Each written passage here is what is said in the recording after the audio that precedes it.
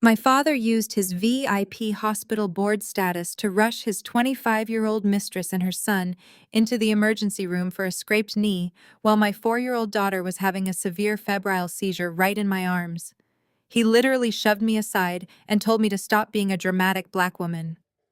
The next morning, he strolled into the intensive care unit with a cheap teddy bear, expecting me to sweep his betrayal under the rug. He had no idea I had spent the entire night finalizing paperwork to buy the exact hospital network he thought he controlled. My name is Tessa, and I am 32 years old. If you have ever watched your own flesh and blood prioritize their pristine public image or secret double life over your survival, let me know where you are listening from in the comments. Hit that like button and subscribe, because you are going to want a front row seat to how I dismantled my father's multi-million-dollar empire overnight. The fluorescent lights of Atlanta General Hospital blurred into harsh white streaks above me. My arms were aching from holding my 4-year-old daughter Brielle. Her tiny body was unnaturally rigid, arching backward in a terrifying convulsion. Her temperature had spiked to 104 degrees in a matter of minutes, and her skin felt like a furnace. Her lips were taking on a terrifying shade of blue. I was screaming for help, my voice cracking, echoing off the sterile walls of the crowded waiting area. Nurses were rushing past, attending to a multi-car pileup that had just flooded the trauma bay. We were triaged, but the wait was agonizing. That is when I saw him. My father, Winston. He was wearing his custom-tailored tuxedo, still radiating the smell of expensive cologne from the charity gala he had just hosted. He was a prominent real estate developer and a senior deacon at our megachurch. To the elite circles of Atlanta, he was the picture of respectability and power. He was chatting with the hospital administrator, flashing his trademark charismatic smile. I felt a massive surge of hope. My father was a VIP board member here. He could get Brielle a doctor right now. I called out to him, fighting my way through the crowded waiting area with my convulsing child. But before I could reach him, the automatic sliding doors burst open. Valerie rushed in. She was 25 years old, wearing designer workout gear, and sobbing hysterically. Trailing behind her was Leo, her 5-year-old son. Leo was crying loudly, holding his knee. It was a minor scrape, probably from a fall on the sidewalk. A trickle of blood, barely larger than a coin, stained his shin. Valerie was my father's closely guarded secret, his young mistress, funded by church donations and hidden behind shell companies. I knew about her, but keeping the family image spotless was the unspoken rule. We were raised to protect the family legacy at all cost. My father completely ignored my frantic shouts. He bypassed me entirely and rushed over to Valerie, wrapping his tuxedo-clad arm around her shaking shoulders. He scooped up the crying 5-year-old boy, smoothing his hair. I finally pushed through the crowd and grabbed my father's sleeve, tears streaming down my face. I begged him to help me get a doctor for Brielle. She was foaming at the mouth, her eyes rolling back. I pleaded with him, telling him she was not breathing right and needed immediate medical attention. Winston looked at me, his expression shifting from panic for his secret son to absolute annoyance at my presence. He physically shoved my shoulder, pushing me back into a row of plastic waiting room chairs. I stumbled, clutching Brielle tightly to my chest to protect her from the hard fall. He glared at me, adjusting his jacket lapels as if I had somehow soiled his expensive clothing. "Stop being so dramatic, Tessa," he snapped, his voice a harsh hiss meant only for my ears. "Black women always overreact to every little thing. Look at Leo, he is actually bleeding. You are embarrassing me in front of the hospital staff. Wait your turn like everyone else." I watched in absolute horror as my father reached into his pocket and pulled out his gold VIP board member badge. He flashed it at the triage nurse who had just started walking toward my seizing daughter. The nurse stopped, her eyes darting between the heavy gold badge and my father's commanding presence. "We need Trauma Room 1 right now," my father demanded, using his deepest, most authoritative voice. "My son is injured and his mother is highly distressed. Do you know who I am? Move right now." The triage nurse, intimidated by the powerful board member, immediately changed direction. She ushered my father, Valerie, and the crying boy with the scraped knee straight through the double doors leading to the priority trauma bays. As they walked through, Valerie looked over her shoulder right at me. A smug, satisfied smirk crept across her tear-stained face. She knew exactly what she was doing. She was establishing dominance, marking her territory, and proving that her child mattered more to the great Winston than his actual flesh and blood granddaughter. She paraded her privilege while my daughter fought for her life in the waiting area. I was left standing in the chaotic waiting room clutching my dying daughter. The heavy emergency room doors slammed shut in my face, sealing them inside their privileged bubble of immediate care. A sudden piercing sound cut through the noise of the crowded room. It was the portable heart monitor the triage nurse had hastily strapped to Brielle's tiny wrist just moments before my father intervened. The steady beep had dissolved into a rapid, chaotic tone, and then dropped into a terrifying, continuous flatline. Brielle went completely limp in my arms, her small chest no longer rising. A nurse behind the desk screamed code blue. A team of medical staff finally rushed toward me, ripping my baby from my arms and throwing her onto a gurney. I stood there staring at the closed doors where my father had just disappeared, realizing that his obsession with his own power and secret life might have just cost my daughter hers. My father used his VIP hospital board status to rush his 25-year-old mistress and her son into the emergency room for a scraped knee, while my 4-year-old daughter was having a severe febrile seizure right in my arms. He literally shoved me aside and told me to stop being a dramatic black woman. The next morning, he strolled into the intensive care unit with a cheap teddy bear expecting me to sweep his betrayal under the rug. He had no idea I had spent the entire night finalizing paperwork to buy the exact hospital network he thought he controlled. My name is Tessa, and I am 32 years old. If you have ever watched your own flesh and blood prioritize their pristine public image or secret double life over your survival, let me know where you are listening from in the comments. Hit that like button and subscribe, because you are going to want a front row seat to how I dismantled my father's multi-million-dollar empire overnight. The fluorescent lights of Atlanta General Hospital blurred into harsh white streaks above me. My arms were aching from holding my 4-year-old daughter, Brielle. Her tiny body was unnaturally rigid, arching backward in a terrifying convulsion. Her temperature had spiked to 104 degrees in a matter of minutes, and her skin felt like a furnace. Her lips were taking on a terrifying shade of blue. I was screaming for help, my voice cracking, echoing off the sterile walls of the crowded waiting area. Nurses were rushing past, attending to a multi-car pileup that had just flooded the trauma bay. We were triaged, but the wait was agonizing. That is when I saw him, my father, Winston. He was wearing his custom-tailored tuxedo, still radiating the smell of expensive cologne from the charity gala he had just hosted. He was a prominent real estate developer and a senior deacon at our mega church. To the elite circles of Atlanta, he was the picture of respectability and power. He was chatting with the hospital administrator, flashing his trademark charismatic smile. I felt a massive surge of hope. My father was a VIP board member here. He could get Brielle a doctor right now. I called out to him, fighting my way through the crowded waiting area with my convulsing child. But before I could reach him, the automatic sliding doors burst open. Valerie rushed in. She was 25 years old, wearing designer workout gear and sobbing hysterically. Trailing behind her was Leo, her 5-year-old son. Leo was crying loudly, holding his knee. It was a minor scrape, probably from a fall on the sidewalk. A trickle of blood, barely larger than a coin, stained his shin.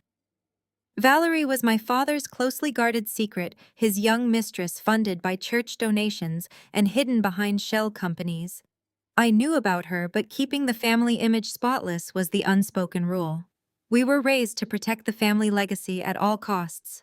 My father completely ignored my frantic shouts. He bypassed me entirely and rushed over to Valerie, wrapping his tuxedo-clad arm around her shaking shoulders. He scooped up the crying 5-year-old boy, smoothing his hair. I finally pushed through the crowd and grabbed my father's sleeve, tears streaming down my face. I begged him to help me get a doctor for Brielle. She was foaming at the mouth, her eyes rolling back. I pleaded with him, telling him she was not breathing right and needed immediate medical attention. Winston looked at me, his expression shifting from panic for his secret son to absolute annoyance at my presence.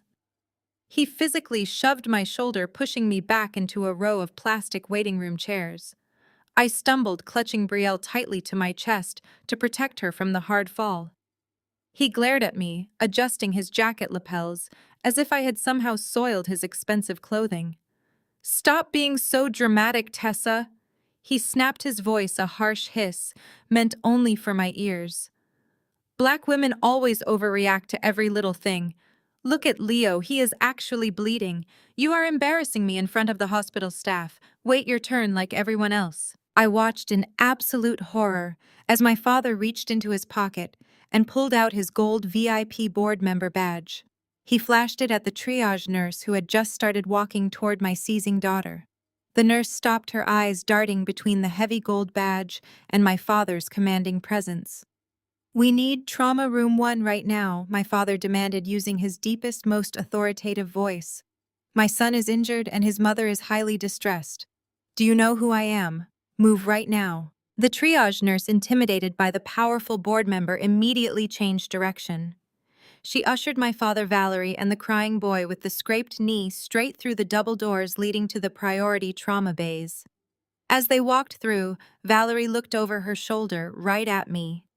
A smug, satisfied smirk crept across her tear-stained face. She knew exactly what she was doing. She was establishing dominance, marking her territory, and proving that her child mattered more to the great Winston than his actual flesh-and-blood granddaughter. She paraded her privilege, while my daughter fought for her life in the waiting area. I was left standing in the chaotic waiting room, clutching my dying daughter.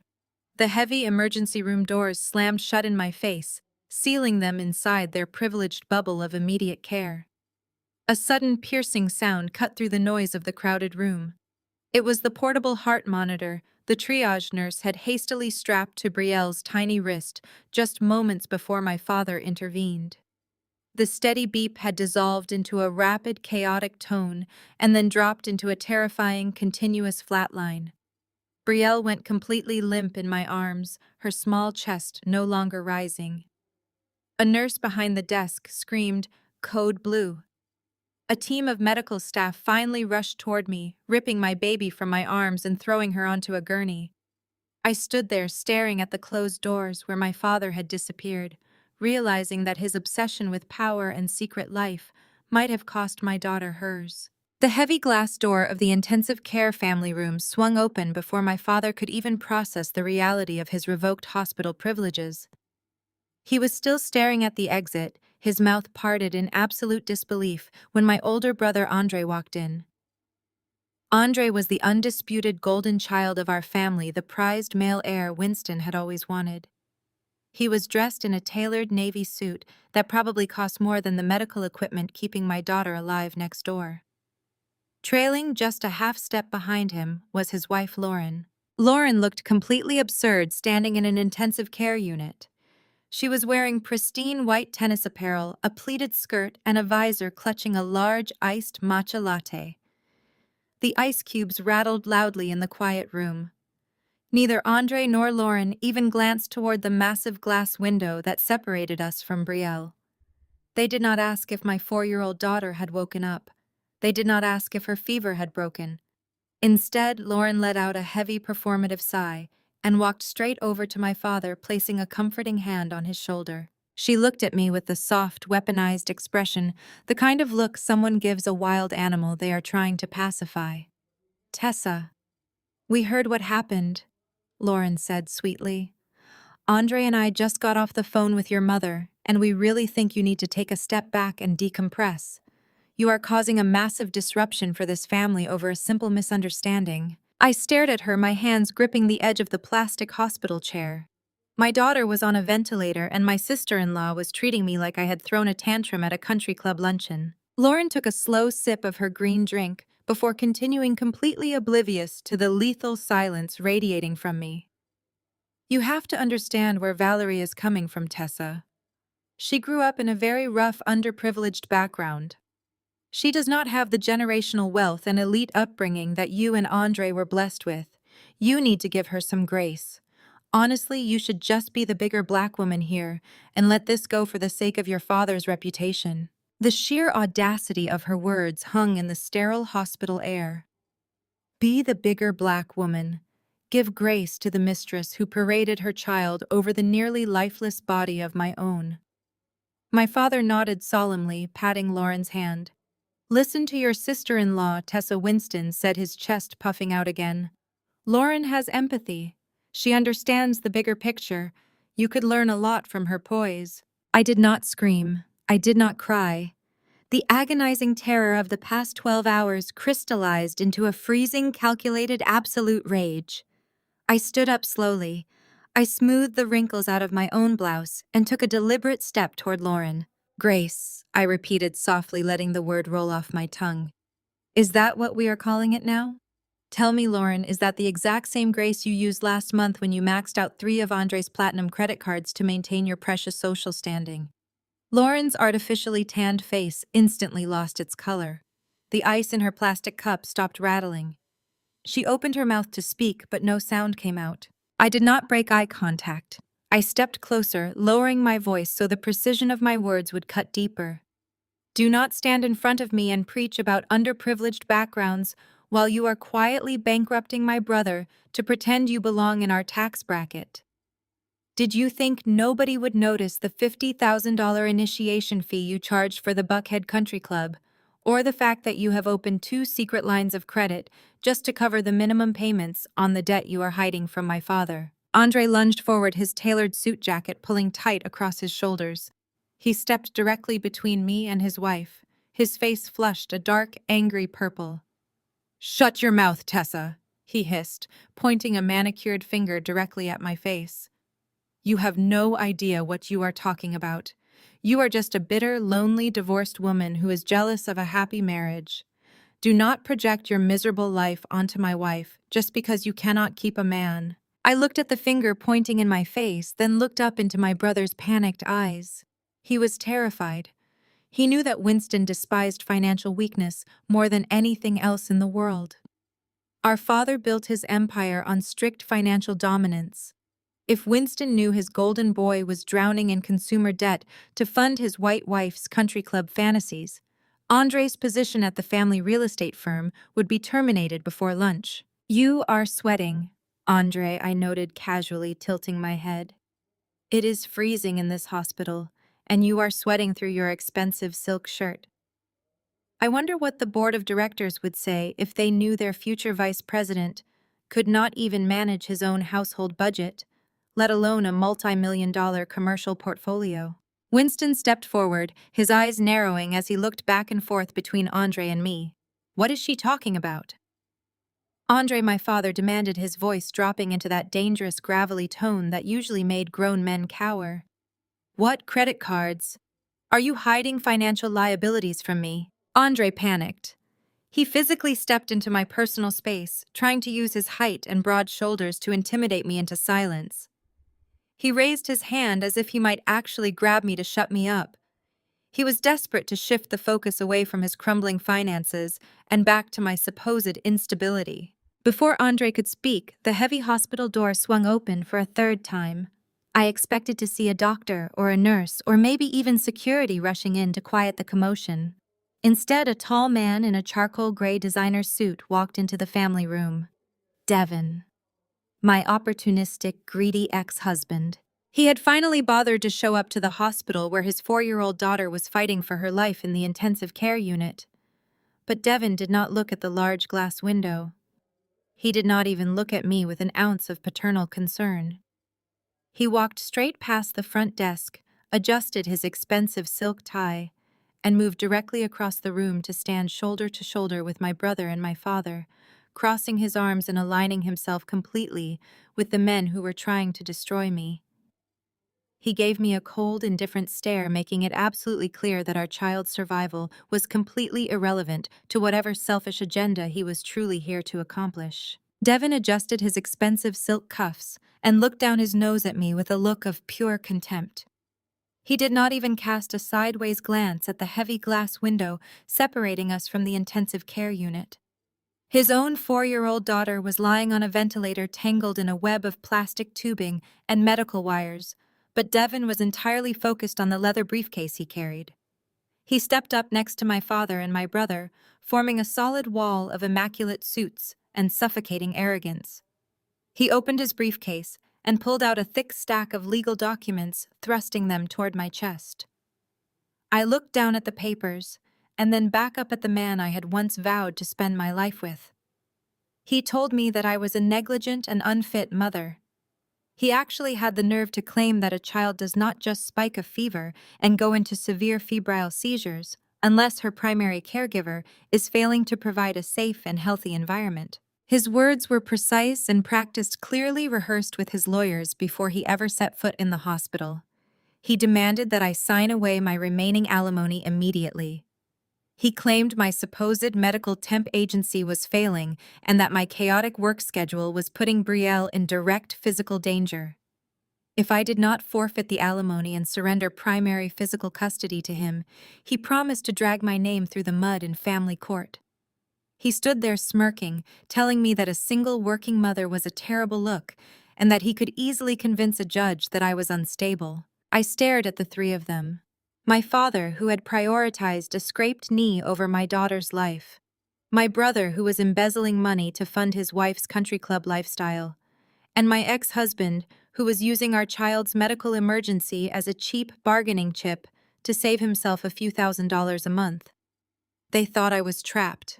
They thought I was weak and desperate. Before I could tell Devin exactly where he could shove his custody papers, my cell phone began to ring from deep inside my tote bag. The sharp digital tone pierced the heavy silence of the waiting room. I pulled it out and looked at the screen. It was my mother, Vivian. A tiny, desperate fragment of my heart hoped that she was calling to check on her granddaughter. I hoped that my father had informed her of the code blue and that she was rushing down to the hospital to wrap her arms around me and offer the maternal comfort I so desperately needed. I pressed the answer button and brought the phone to my ear. I did not even get the chance to say hello. Vivian did not ask if Brielle was breathing. She did not ask if I was okay. Instead, the sheer volume of her shrill, hysterical screaming forced me to pull the phone an inch away from my ear. Winston had already called her from his luxury town car. He had completely twisted the narrative, painting me as a hysterical, unhinged woman who was causing a massive public disruption and humiliating him in front of the hospital administration. My mother tore into me with a viciousness that took my breath away. She demanded to know what was wrong with me. She told me that I was an embarrassment to the family name and a disgrace to our social standing.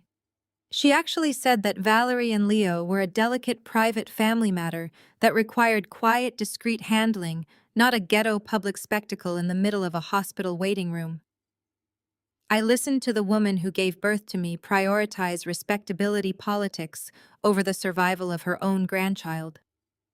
She told me that my father was the absolute pillar of our church congregation.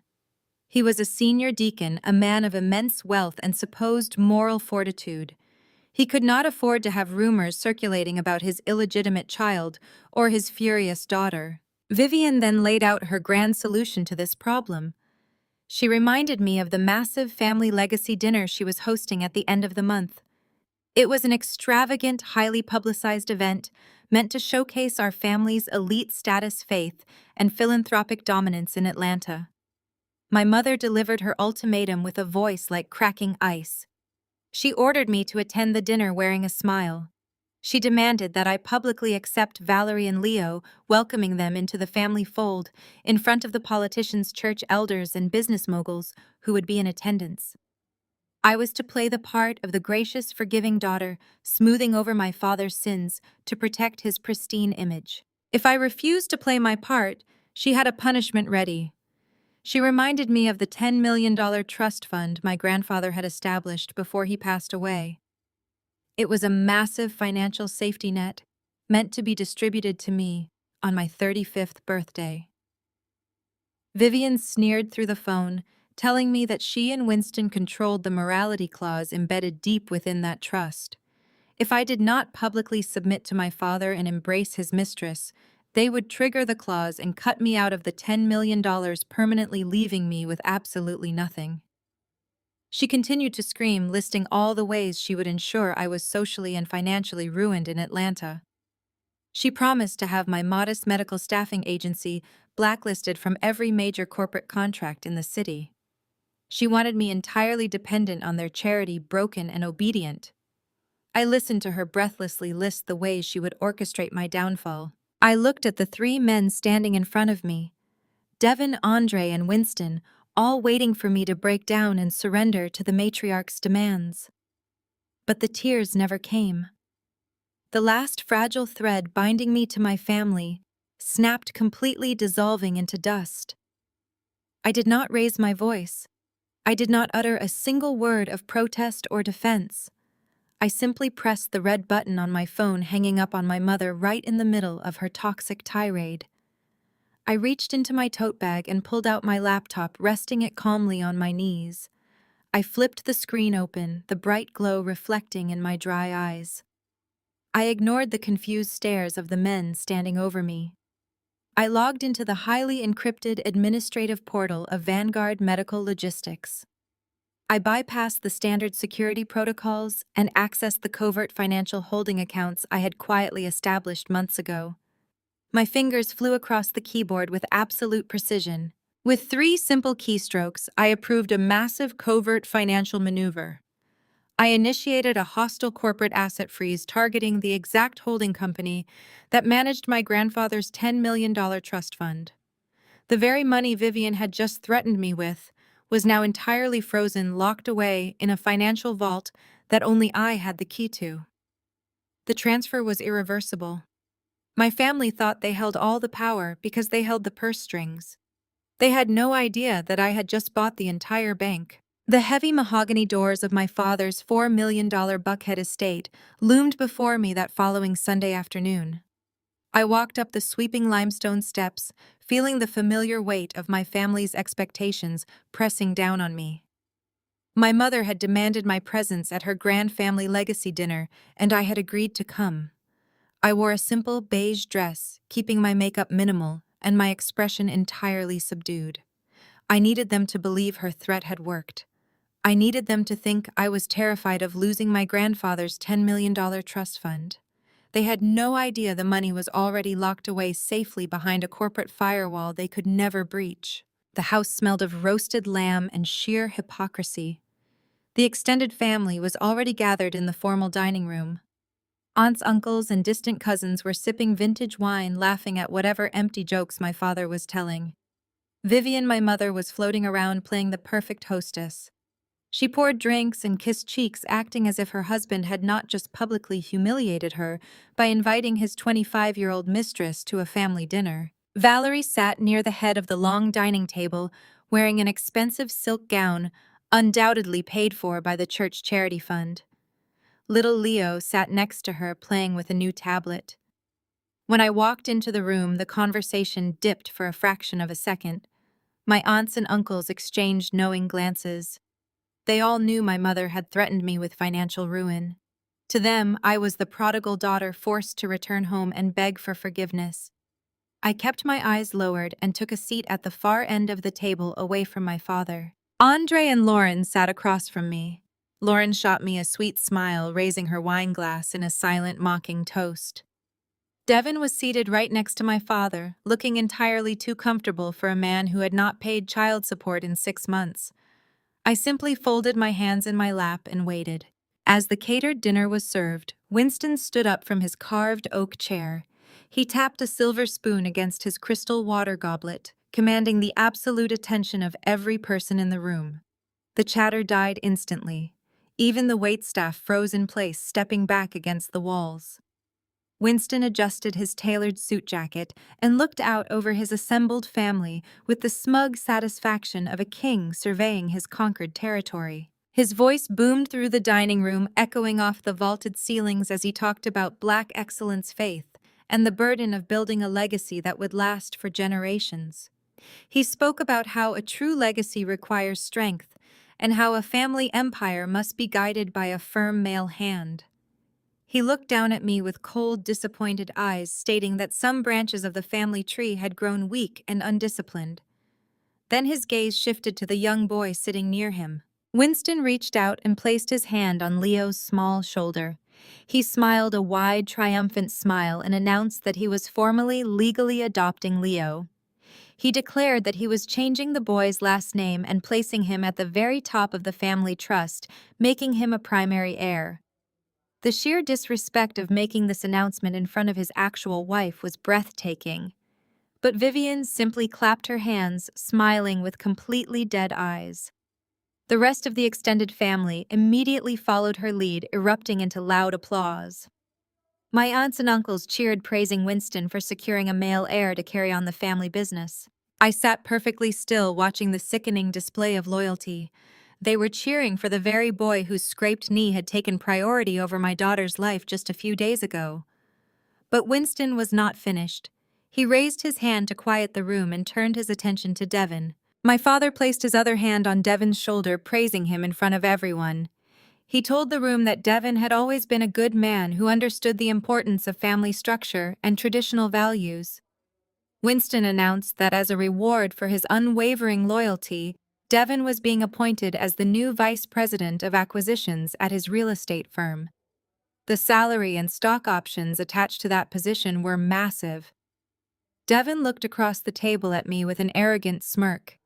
He was being rewarded with a corporate job simply for standing against me at the hospital and helping my father try to intimidate me. The family applauded again, congratulating Devon on his new success. Andre clapped him on the back, welcoming him to the executive team.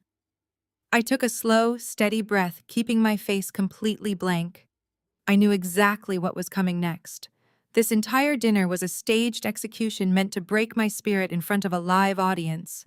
Winston reached into his suit jacket and pulled out a thick stack of folded legal documents. The room went dead silent as he tossed the heavy packet down the length of the mahogany table. The papers slid across the polished wood and stopped right in front of my plate. I looked down at the bold black letters printed on the top page. They were emergency custody surrender forms. My father stared at me from the other end of the table, his voice dripping with authority. He told me that my chaotic lifestyle was unacceptable. He said that a single working mother running a small, struggling medical agency was a terrible look for their pristine Christian image. He claimed that Brielle needed a strong male household to thrive, especially given her recent health scare, which he blamed entirely on my supposed negligence. He ordered me to sign the papers right then and there, demanding that I surrender primary physical custody of my daughter over to Devon immediately. Winston told me that if I signed the papers and publicly apologized to Valerie, he would consider letting me keep a fraction of my trust fund. If I refused, he promised to financially ruin my business and leave me with absolutely nothing. The thick stack of legal documents sat on the polished mahogany table right next to my dinner plate. I stared at the bold black letters spelling out my complete surrender. The entire room was holding its collective breath, waiting for me to break. They expected me to dissolve into tears, to beg my father for mercy, or to scream at Devon for his absolute cruelty. I did none of those things. I slowly picked up my linen napkin and dabbed the corners of my mouth. I looked directly into Winston's expectant eyes, and I told him no. I told him I would never sign away my daughter to a man who had barely bothered to learn her middle name. The sheer silence that followed my refusal was deafening. My aunts and uncles shifted uncomfortably in their seats, avoiding my gaze. Vivian let out a sharp, dramatic gasp, pressing her hand to her chest, as if my defiance was a physical attack against her own heart. Devon did not gasp. He simply let out a low, irritated sigh and stepped around the table. He walked over to my chair, closing the distance between us until he was towering over me. He placed one hand on the back of my chair and the other heavily on the table, effectively trapping me in my seat. He leaned down until his face was mere inches from mine. I could smell the expensive scotch on his breath, masking the cheap cologne he always wore. "You really think you have a choice here, Tessa?"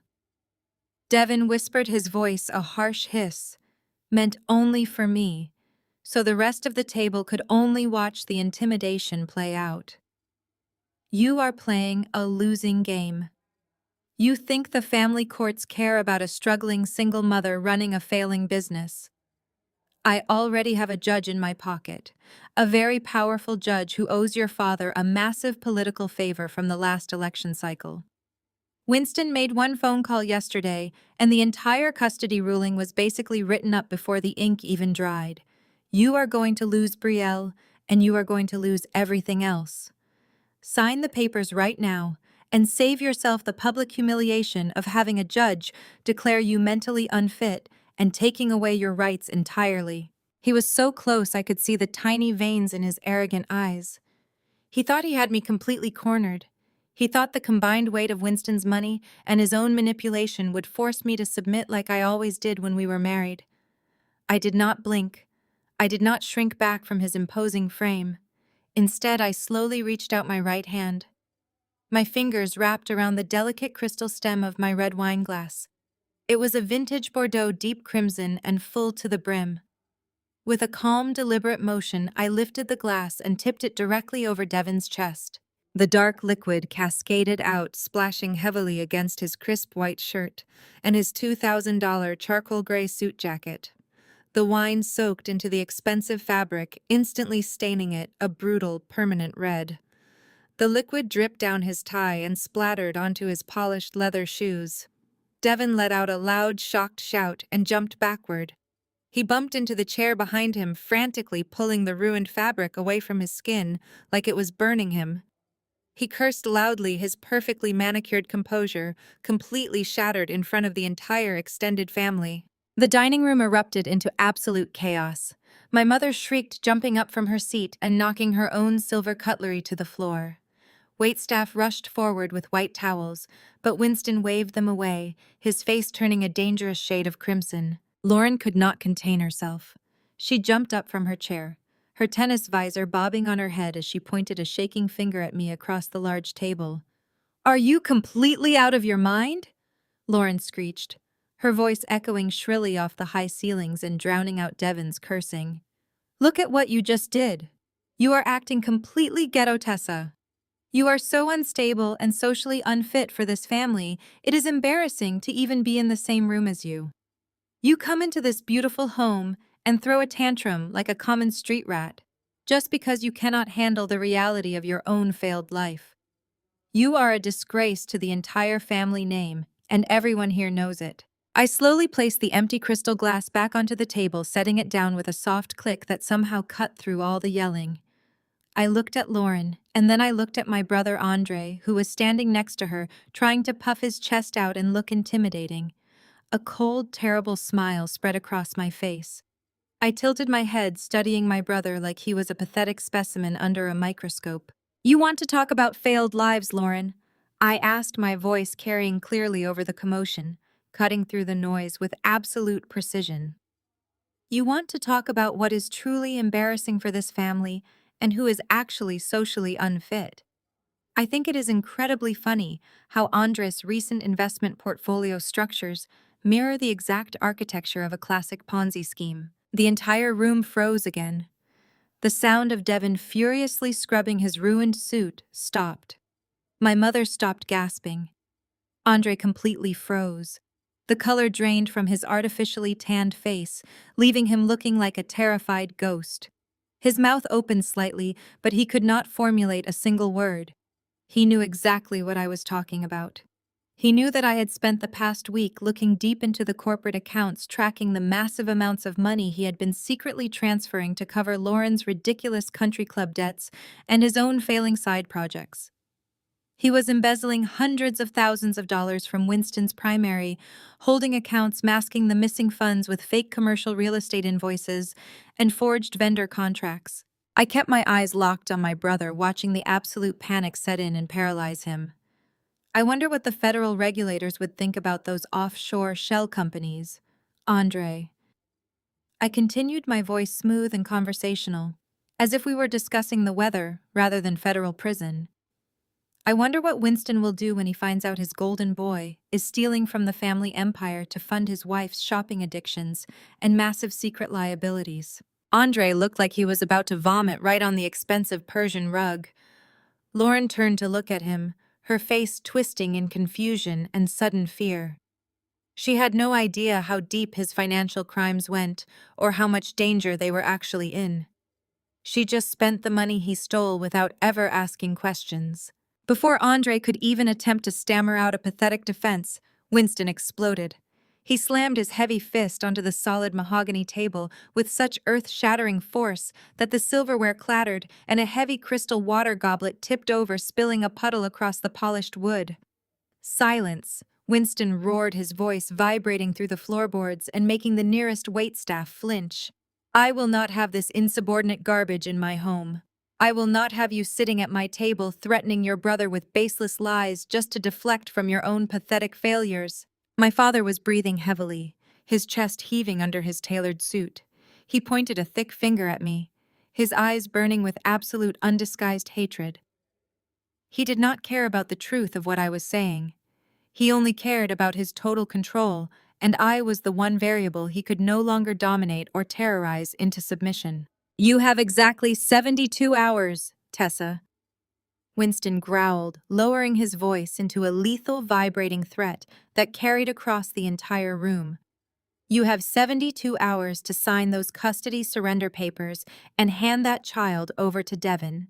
If you do not sign them by Wednesday morning, I will crush you into dust.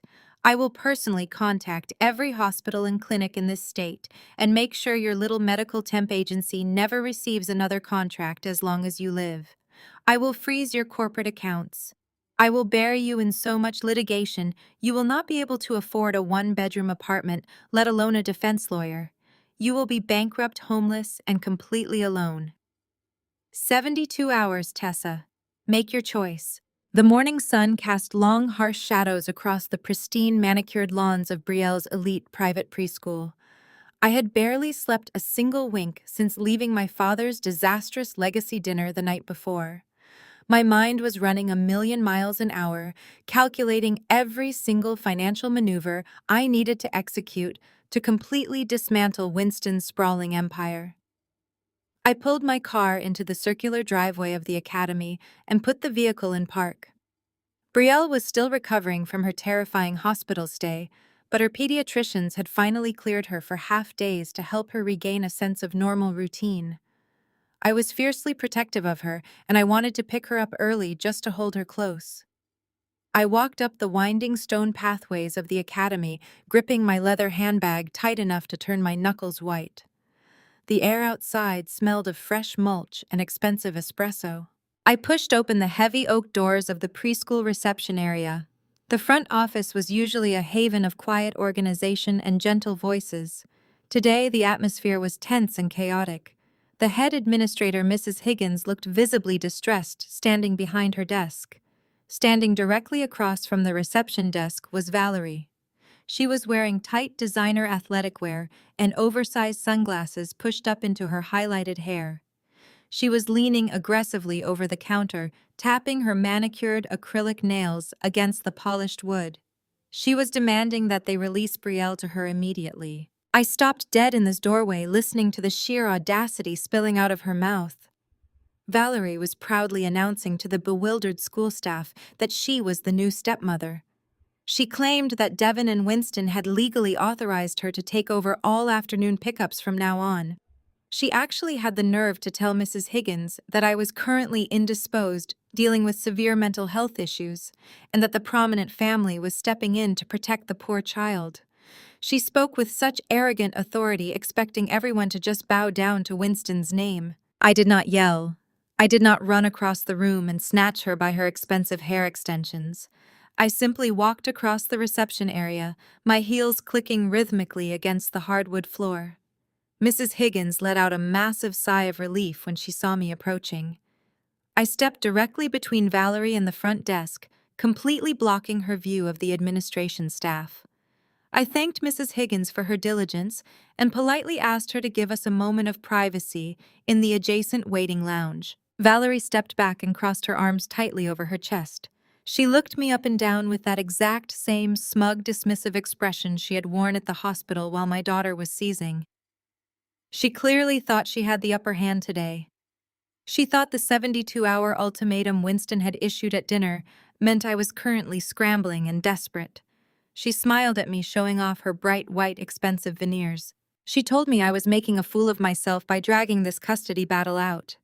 She said Devin was already moving his things into a new luxury apartment and preparing to take Brielle full-time. Valerie laughed a high-pitched grating sound and told me that fighting Winston was absolute financial suicide. She bragged that while I was busy losing my business and my child, she was being elevated to the very top of the Atlanta social ladder. She proudly announced that Winston was closing on a $2 million penthouse in the heart of Midtown, just for her and little Leo.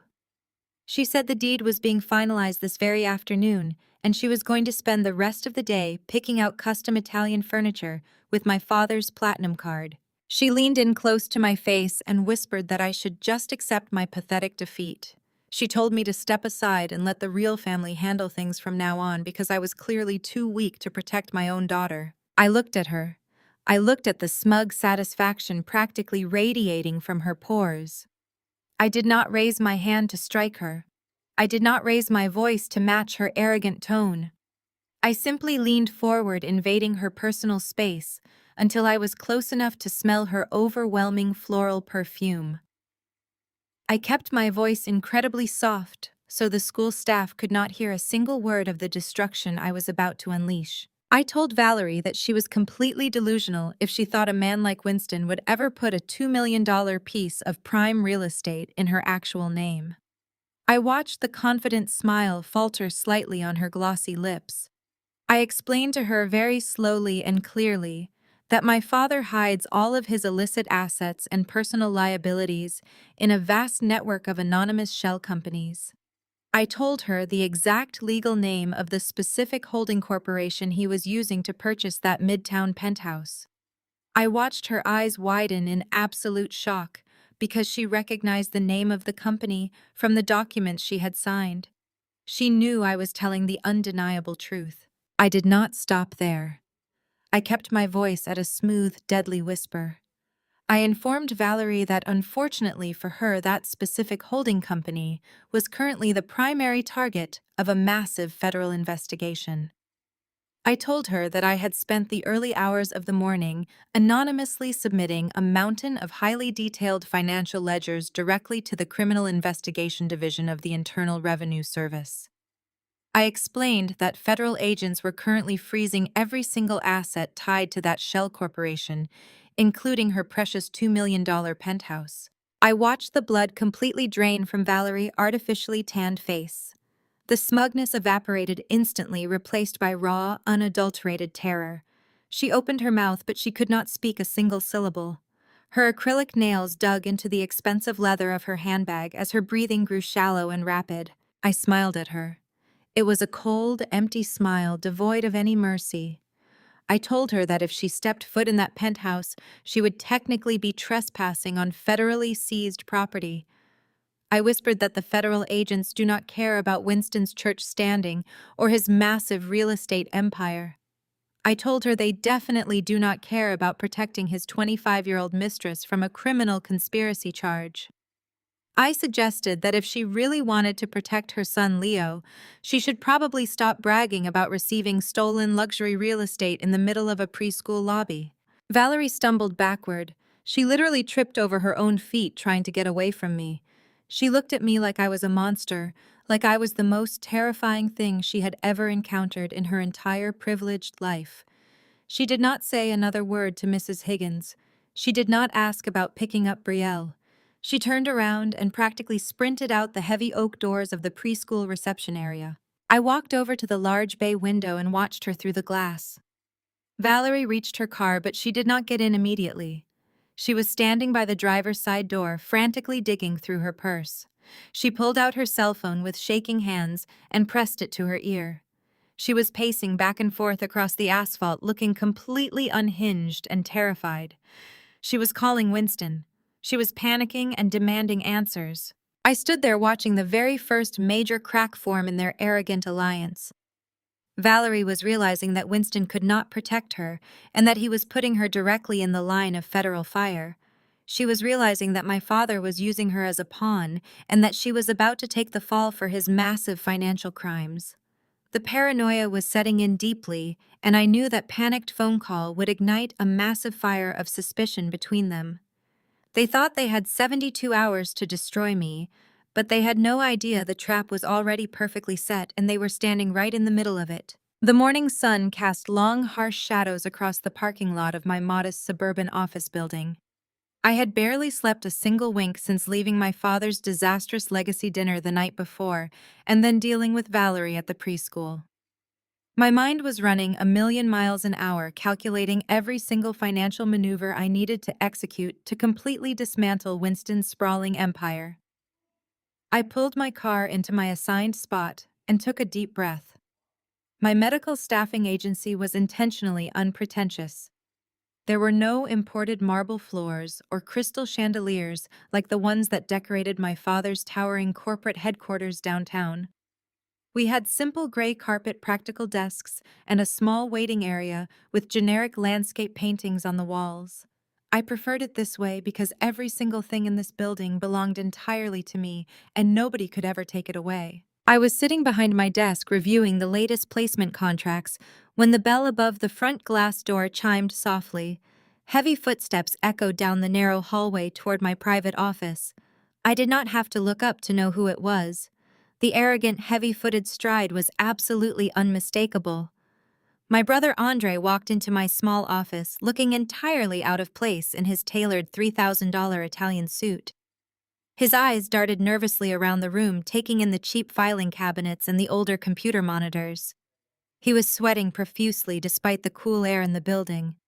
The events from the family dinner were clearly eating him alive from the inside out. He stood in the doorway for a long moment, trying to summon the usual arrogant bravado he wore like a protective shield. It was not working today.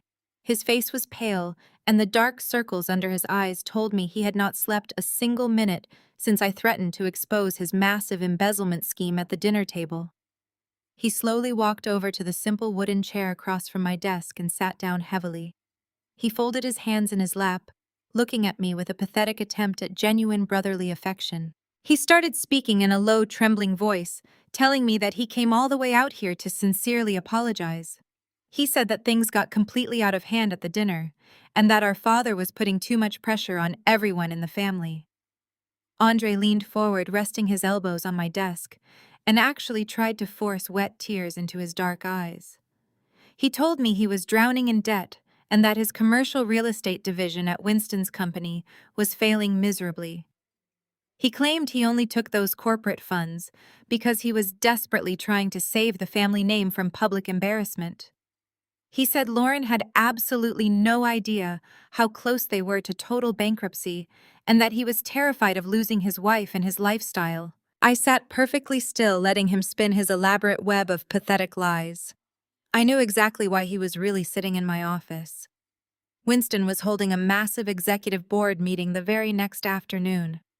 Andre needed a financial miracle to present to the shareholders to cover up the massive glaring holes in his departmental budget. He needed high-value, stable client contracts to secure a corporate bridge loan, and my medical staffing agency just happened to possess a master roster of the most lucrative independent surgical clinics in the entire state. I let my face soften, pretending that his fake apology was actually reaching my heart. I sighed deeply and told him that I was just so terribly tired of fighting with the family. I lowered my eyes, looking completely defeated and broken. I told him that maybe we could find a way to help each other out and heal the rift between us. I watched the predatory gleam flash across his dark eyes. He thought I was finally breaking under the pressure. He thought the threat of losing my daughter to Devon had finally crushed my spirit and made me desperate for a family ally. I stood up from my chair and told him I needed to grab a specific physical file from the front reception desk. I said I would be right back and that he should just make himself comfortable. I walked out of the office deliberately, leaving my primary laptop wide open and completely unlocked on my desk. I did not go to the reception desk. I simply stepped around the corner and watched his reflection in the glass picture frame hanging on the hallway wall. The moment I was out of his direct line of sight, Andre leaped out of his chair. His fake sorrow vanished instantly, replaced by sheer, frantic desperation. He leaned heavily over my desk, his hands flying across my laptop keyboard. He was searching the digital desktop files, looking for anything valuable he could steal to save his own miserable life. It did not take him long to find exactly what I had left for him. Sitting right in the middle of the screen was a large folder clearly labeled Confidential Master Client Roster 2026. I watched his reflection as he quickly pulled a sleek silver flash drive from his suit jacket pocket and shoved it into the side port of my computer. His hands were shaking so badly he almost dropped the tiny drive, but he managed to copy the entire file folder onto his personal device. He ripped the flash drive out and shoved it deep into his pocket, just as I stepped back into the doorway holding a random stack of meaningless paperwork. Andre jumped violently, spinning around to face me. His heart was beating so fast I could actually see the pulse hammering in his neck. He bumped his hip against the edge of the desk, trying to look casual, but he was breathing like he had just run a marathon. He quickly looked at his expensive gold watch and told me he suddenly remembered an urgent meeting he had to attend downtown. He plastered a fake, bright smile onto his face and said he was so incredibly glad we had this heart-to-heart talk. He promised we would fix everything together and that he would personally speak to Winston today about calling off the aggressive custody lawyers. It was a complete and utter lie, and we both knew it perfectly well. He fully intended to walk into Winston's board meeting tomorrow and present my entire client list as his own new acquisitions, letting our father destroy my business while he took all the credit and glory. I played the role of the naive, hopeful sister flawlessly. I gave him a soft, sad smile and told him I trusted him to do the right thing. I told him to drive safely and to give Lauren my best regards. He practically ran out of the building, desperate to get back to corporate headquarters with his stolen prize. The glass door chimed shut behind him, leaving me completely alone in the quiet office. I walked back over to my desk and sat down in my leather chair. I did not feel angry or violated by his betrayal. I felt absolute cold, calculating triumph. I reached out and closed the laptop screen. That specific file folder did not contain a single legitimate client name or hospital contact number. It was a carefully constructed digital Trojan horse designed by a brilliant cybersecurity contact I had hired months ago when I first suspected my family would try to ruin me. The moment Andre walks into that executive board meeting tomorrow and plugs that silver flash drive into the main corporate presentation computer, the hidden tracking malware will silently execute. It will completely bypass every single expensive firewall Winston has ever purchased. It will instantly grant me total unhindered administrative access to the entire family empire server. I will have their banking records, their hidden shell company structures, their offshore wire transfers, and every dirty secret they have ever tried to bury. Andre thought he was stealing my lifeline to save himself, but he had just handed me the absolute keys to their complete and total destruction. The harsh fluorescent lights of the Fulton County Family Court building buzzed above my head as I walked down the long, polished corridor. My heels clicked against the cold linoleum floor, echoing the steady, calm rhythm of my own heartbeat. Today was supposed to be my execution. Devin and Winston had rushed this emergency custody hearing through the system with terrifying speed, relying entirely on their vast wealth and political connections to bypass standard legal procedures. They were so incredibly confident in their inevitable victory. They had absolutely no idea that I spent the entire night utilizing the administrative access Andre had foolishly handed me to completely map out every single dark corner of their financial empire. I pushed open the heavy wooden double doors of courtroom 4 and stepped inside. The room smelled of old paper and lemon polish. Devin was already sitting at the petitioner's table, flanked by 3 highly paid corporate attorneys wearing $1,000 suits. He turned around in his chair when he heard the doors open and gave me a smile that was so full of arrogant malice it almost made me sick. He was practically vibrating with excitement, ready to watch the legal system rip my daughter away from me. I walked past him without a single glance and took my seat at the respondent's table. I did not bring a lawyer. I did not need one. Sitting directly behind Devin in the first row of the public gallery were Winston and Vivian. My mother was wearing a somber black designer dress, pretending to be a concerned grandmother, forced to watch a tragic family dispute. Winston sat beside her, with his arms crossed over his chest, exuding absolute power and control. He caught my eye and offered a slow, deliberate nod, as if welcoming me to my own funeral. They were completely ready for a quick, seamless victory handed to them by a judge my father had bought and paid for years ago. The bailiff announced the arrival of the Honorable Judge Harrison, and the entire courtroom stood at attention. The judge was a stern-looking man with silver hair and a reputation for being ruthless. He was also, according to the files I had downloaded from Winston's server, deeply in debt, and a frequent recipient of anonymous campaign contributions funneled through Winston's offshore accounts. Judge Harrison took his seat behind the high wooden bench and adjusted his reading glasses. He looked down at Devon and offered a very subtle, familiar nod before turning his attention to the thick manila folder resting in the center of his desk. Devon's lead attorney immediately stood up, clearing his throat to begin his rehearsed speech about my supposed instability and financial ruin. He did not even get 3 words out before Judge Harrison held up a single hand to silence him. The courtroom went perfectly quiet. The judge was staring down at the open file in front of him. This was not the standard custody evaluation report Winston had paid his associates to fabricate. This was the massive stack of explosive financial documents I had securely transmitted to the judge's private chambers at 5 o'clock this morning, along with a completely anonymous note suggesting that federal investigators already had duplicate copies. I sat perfectly still, watching the color completely drain from Judge Harrison's face. He turned a sickly shade of pale gray as his eyes darted rapidly across the pages detailing Devon's massive offshore accounts and tax evasion schemes. The judge knew instantly that if he ruled in favor of Devon today, while these federal crimes were sitting right in front of him, his own career and freedom would be destroyed by association. He swallowed hard, a bead of sweat forming at his temple. Devon looked incredibly confused by the delay. He leaned forward in his chair, whispering aggressively to his expensive lawyers, who simply shrugged in complete bewilderment. Winston shifted uncomfortably in the gallery, the first hint of genuine concern breaking through his smug facade. He could tell something had gone catastrophically wrong with his perfect plan. Judge Harrison finally looked up from the documents. His hands were actually shaking as he closed the manila folder and pushed it away from him like it was physically burning him. He looked directly at Devon, and his voice was tight and strained when he spoke. He announced to the dead-silent courtroom that he was completely throwing this emergency custody petition out immediately.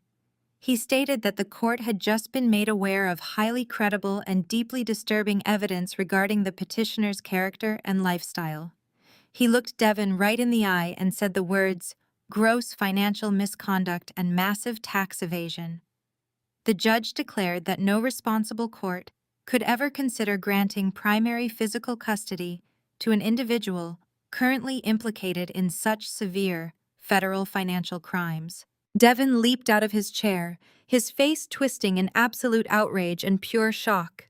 He started shouting at the judge, demanding to know what he was talking about, and insisting that there must be some kind of terrible mistake.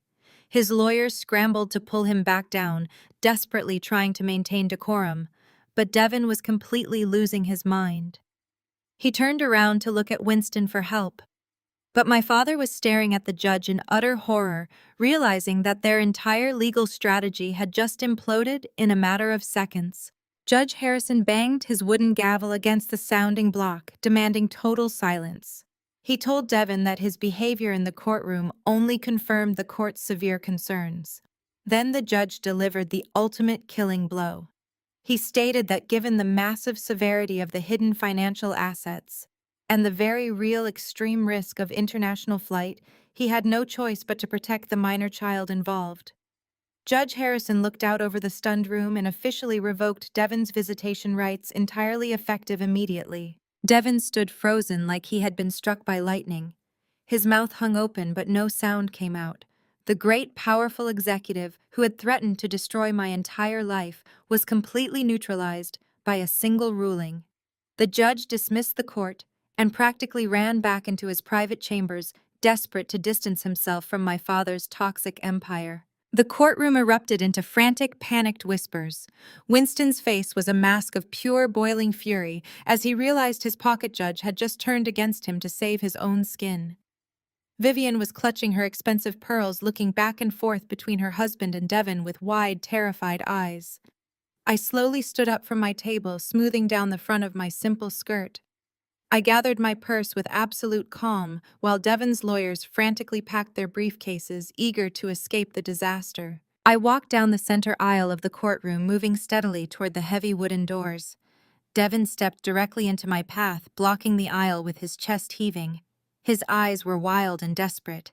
He looked like a cornered animal trying to understand how the trap had suddenly closed around his own neck. He opened his mouth to scream at me to demand how this had happened. I did not stop walking. I simply stepped right into his personal space, forcing him to take a panicked step backward. I leaned my face close to his ear, smelling the sour scent of fear radiating off his expensive suit.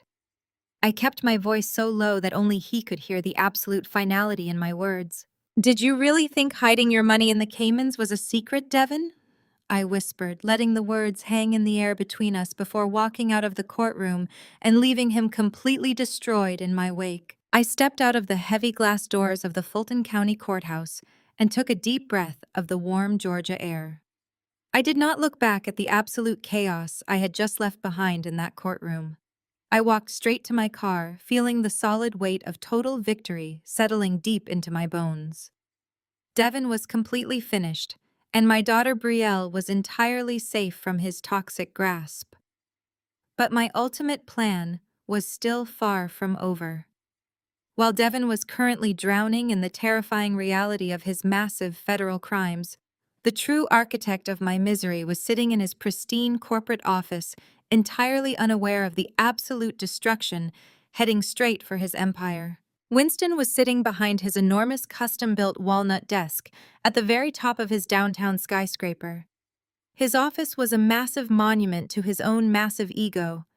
It featured panoramic views of the Atlanta skyline, imported Italian leather furniture, and an entire wall dedicated to his various philanthropic awards and church commendations.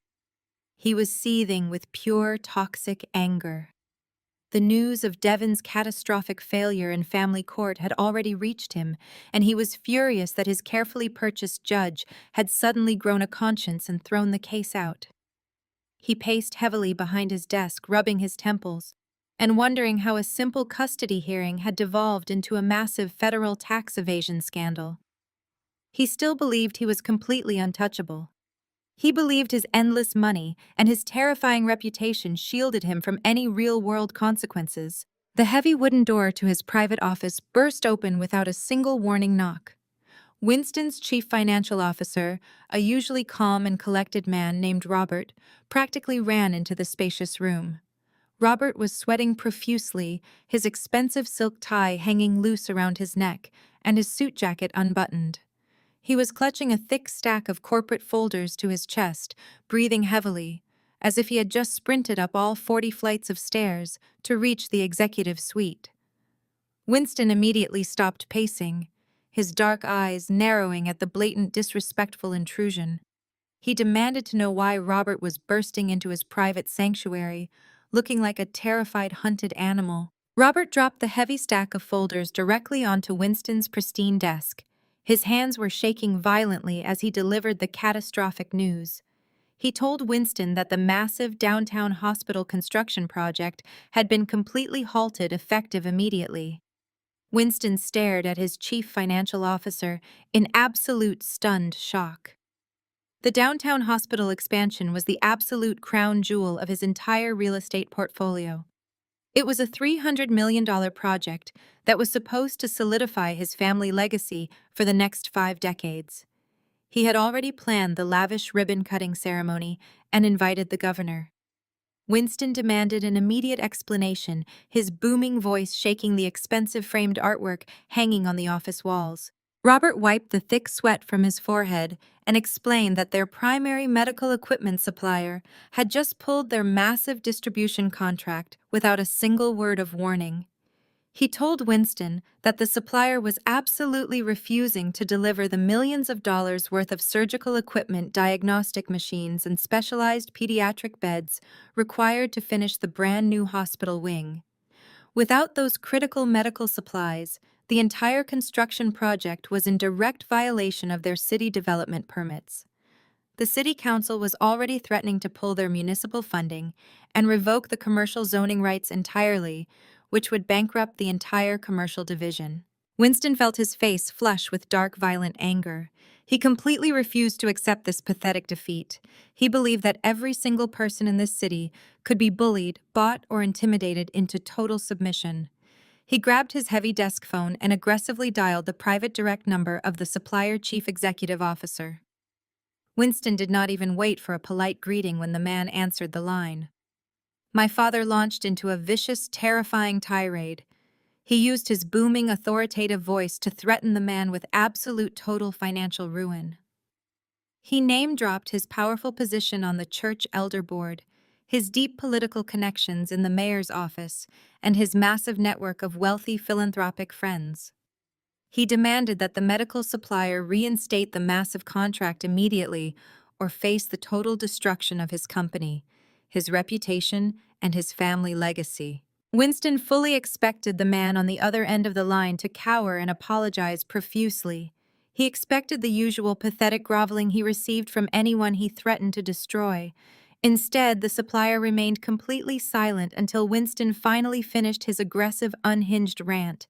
When the man finally spoke, his voice was completely cold and utterly devoid of any fear whatsoever. The supplier calmly explained to Winston that his loud threats were entirely useless now.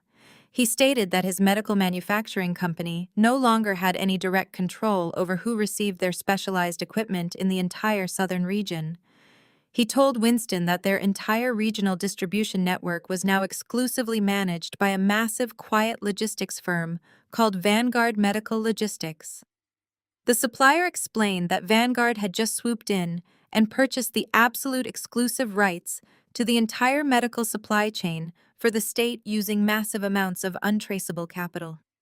If Vanguard said Winston did not get his hospital equipment, then Winston simply did not get his hospital equipment. Winston gripped the heavy phone receiver so tightly his knuckles turned completely white. He demanded to know exactly who was running Vanguard Medical Logistics and how much money it would take to buy them outright now. He was ready to throw tens of millions of dollars at the problem just to regain his ultimate control over the situation. The supplier let out a low, hollow, humorless laugh. He told Winston that Vanguard Medical Logistics was absolutely not interested in his dirty money. The supplier then delivered the final devastating blow that I had personally instructed him to give earlier that morning. He informed my father that Winston's entire construction firm had just been permanently blacklisted from receiving any medical supplies whatsoever from any vendor in the network. He stated clearly that Vanguard had officially flagged Winston's corporate profile, citing gross financial instability and highly unethical leadership. The supplier told Winston that nobody in the medical industry would ever do business with him again, and then he abruptly hung up the phone, leaving my father listening to a dead, empty dial tone. Winston slowly placed the receiver back onto its cradle, his massive chest heaving with deep, ragged, panicked breaths. The sheer terrifying reality of his situation was finally crashing down around his shoulders. His pocket judge had just turned against him in family court. His golden boy son Andre was secretly failing and stealing. Devin was facing imminent federal prison time. And now his greatest legacy project was completely dead in the water, bleeding millions of dollars by the hour. He walked over to the floor-to-ceiling window and looked down at the sprawling city he previously thought he owned. Deep, creeping paranoia began to claw frantically at the edges of his mind. He realized with terrifying absolute clarity that an invisible, incredibly powerful enemy was actively hunting him. Someone with limitless financial resources and absolute brilliant strategy was systematically dismantling his entire life piece by piece. He thought about the sudden IRS investigation into Valerie's penthouse, the blacklisted hospital contracts, and the sudden shift in his political allies. He was bleeding out from 1,000 invisible fatal cuts, and he had absolutely no idea who was holding the knife. He stood there watching the city traffic below, convinced that some massive rival corporation or vengeful billionaire was orchestrating his total complete demise. He racked his brain trying to figure out which of his old business enemies had suddenly acquired so much ruthless power. It never once crossed his arrogant mind that the brilliant mastermind currently destroying his entire empire was his own discarded daughter. He still believed that I was just a pathetic, helpless single mother crying in a modest office over my little failing business, while the real enemy was out there hiding in the shadows waiting to strike him again. The following afternoon, the blissful ignorance of my family continued exactly as I had anticipated, with my sister-in-law, Lauren, hosting her highly anticipated annual charity luncheon at the most exclusive country club in the city. Lauren had spent the entire morning running around the massive ballroom, barking orders at the catering staff and making absolutely sure that every single crystal goblet and imported silk napkin was perfectly aligned. This event was her ultimate moment to shine in front of the 50 most wealthy and powerful women in our society circle. She thrived on the sheer envy of others and spent hours practicing her subtle brags about Andre's latest real estate acquisitions and their upcoming luxury vacations. She wore a custom designer gown that cost more than my entire first year of college tuition, and she floated through the room with a sickening sense of complete superiority. I arrived at the country club just as the main course was being served. I did not sneak in through the back door, and I certainly did not arrive as some pathetic charity case begging for a seat at the table.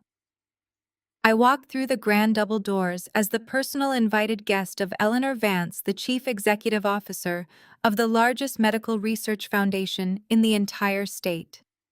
Eleanor was practically royalty in this city, and when I walked in beside her, every single head in the room turned to look at us. Lauren was holding a glass of champagne, holding court with a group of doctors' wives when she finally spotted me. Her plastic smile completely froze on her face, and the champagne glass trembled slightly in her manicured hand. She quickly excused herself and marched straight over to our table, her eyes flashing with barely concealed panic and pure malice. Lauren leaned down and whispered harshly, asking me what on earth I thought I was doing crashing her elite event. She told me that this luncheon was for serious philanthropists and that I was going to embarrass the family by showing up in my simple clothes while struggling to pay my own basic bills. I simply took a slow sip of my water and let Eleanor Vance answer for me.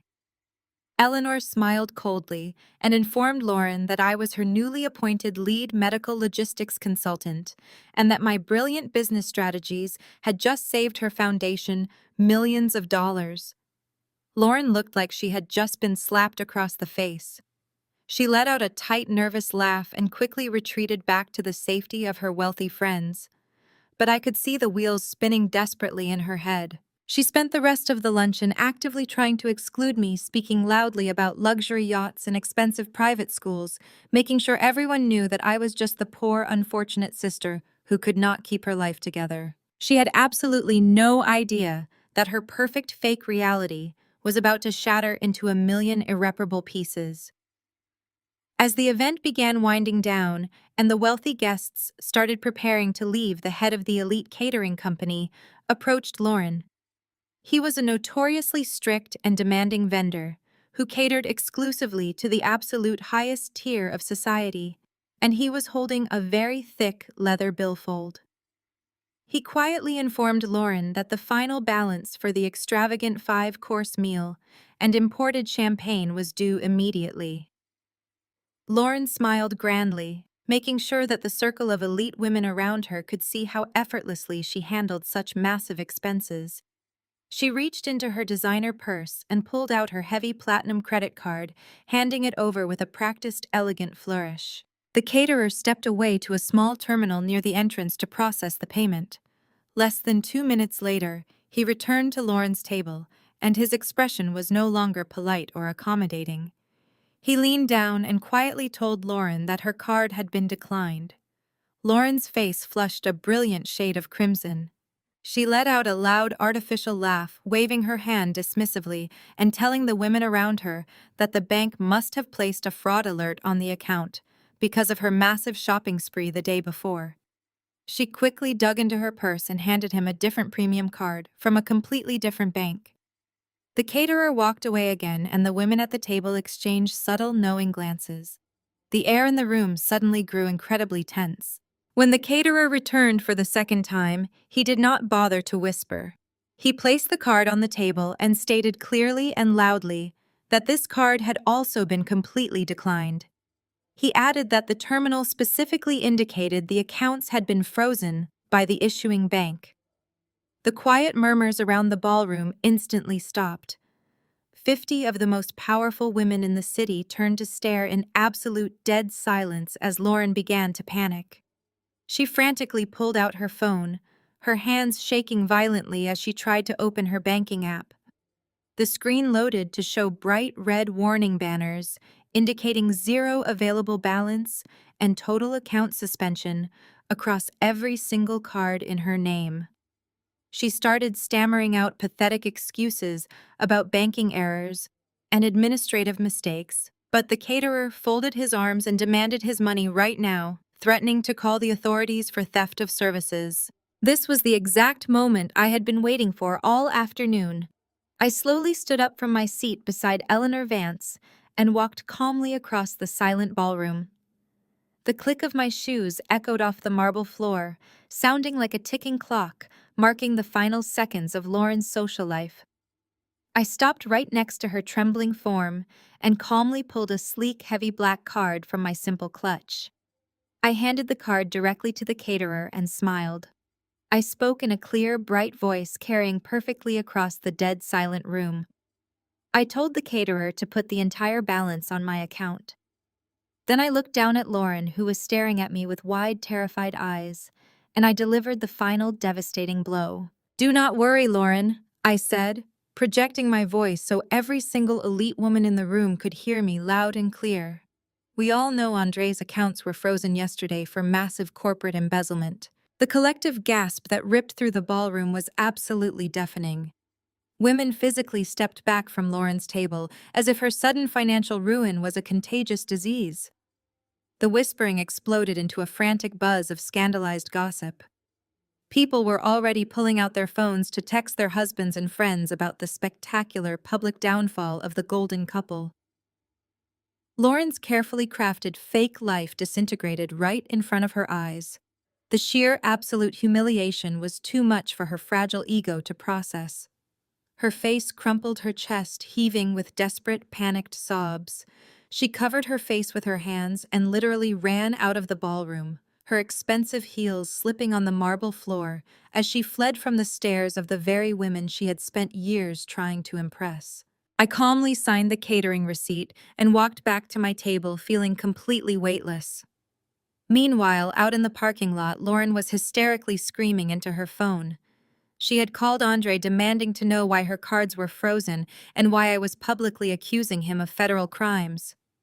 Andre was sitting in his downtown office staring at his own computer screen in total, absolute terror.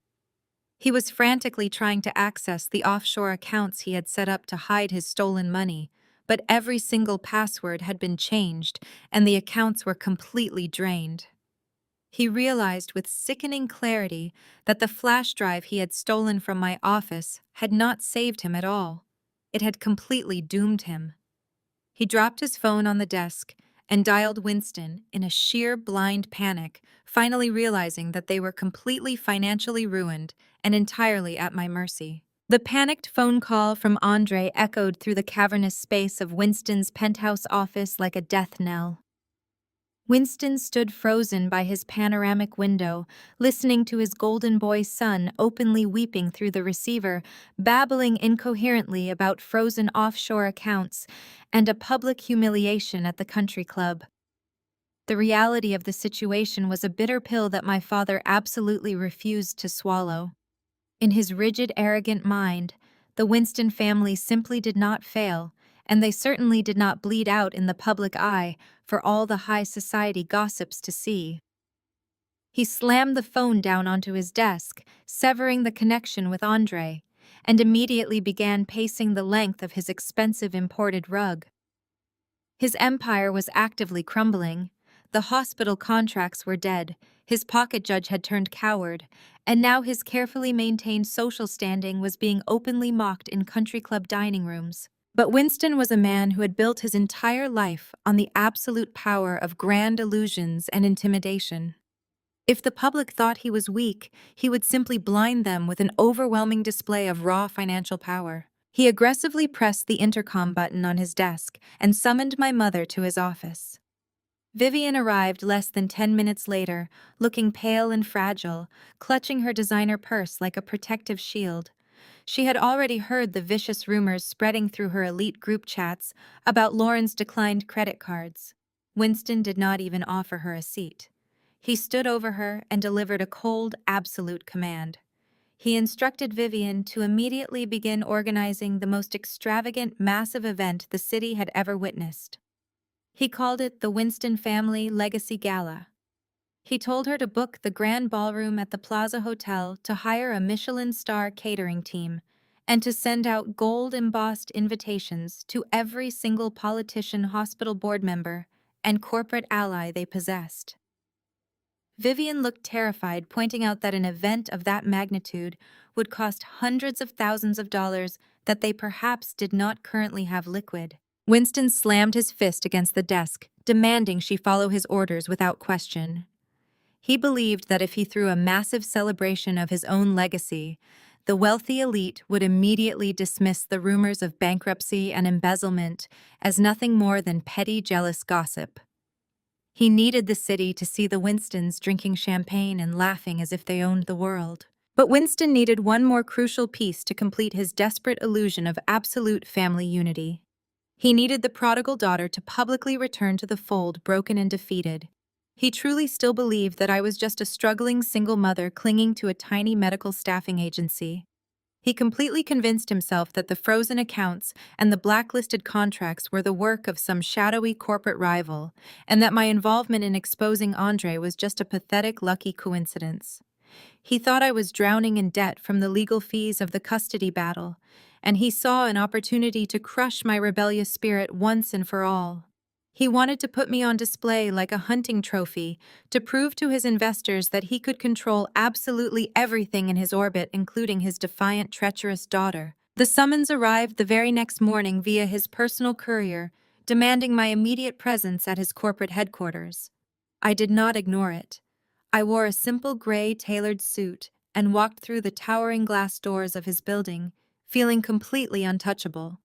The receptionists and executives scurried out of my way, sensing a strange, dangerous shift in the usual family dynamic.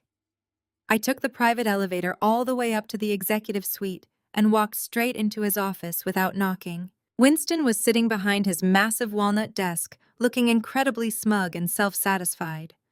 He gestured toward one of the leather visitor chairs, but I chose to remain standing, crossing my arms and waiting for him to play his final pathetic hand. He leaned back in his chair, steepled his fingers together, and adopted the tone of a benevolent, forgiving patriarch dealing with a particularly stubborn child. He told me that he knew I was struggling. He claimed he knew all about my supposed financial desperation and how the stress of fighting Devon for custody of Betrayal was tearing my life apart. He said that despite my deeply disrespectful behavior over the past few weeks, he was willing to offer me one final chance at redemption. He stood up and walked around the desk holding a crisp white folder. He told me about the massive family legacy gala happening this weekend. He said that the entire city elite would be there to celebrate the immense power of the Winston Empire. Then he laid out his absolute demands. He told me that I was going to attend the gala and stand on the main stage in front of 500 people. He demanded that I publicly apologize to Valerie for my behavior at the preschool. He demanded that I officially sign the physical custody transfer papers, handing Brielle over to Devon permanently, right there in front of the crowd, to demonstrate family harmony.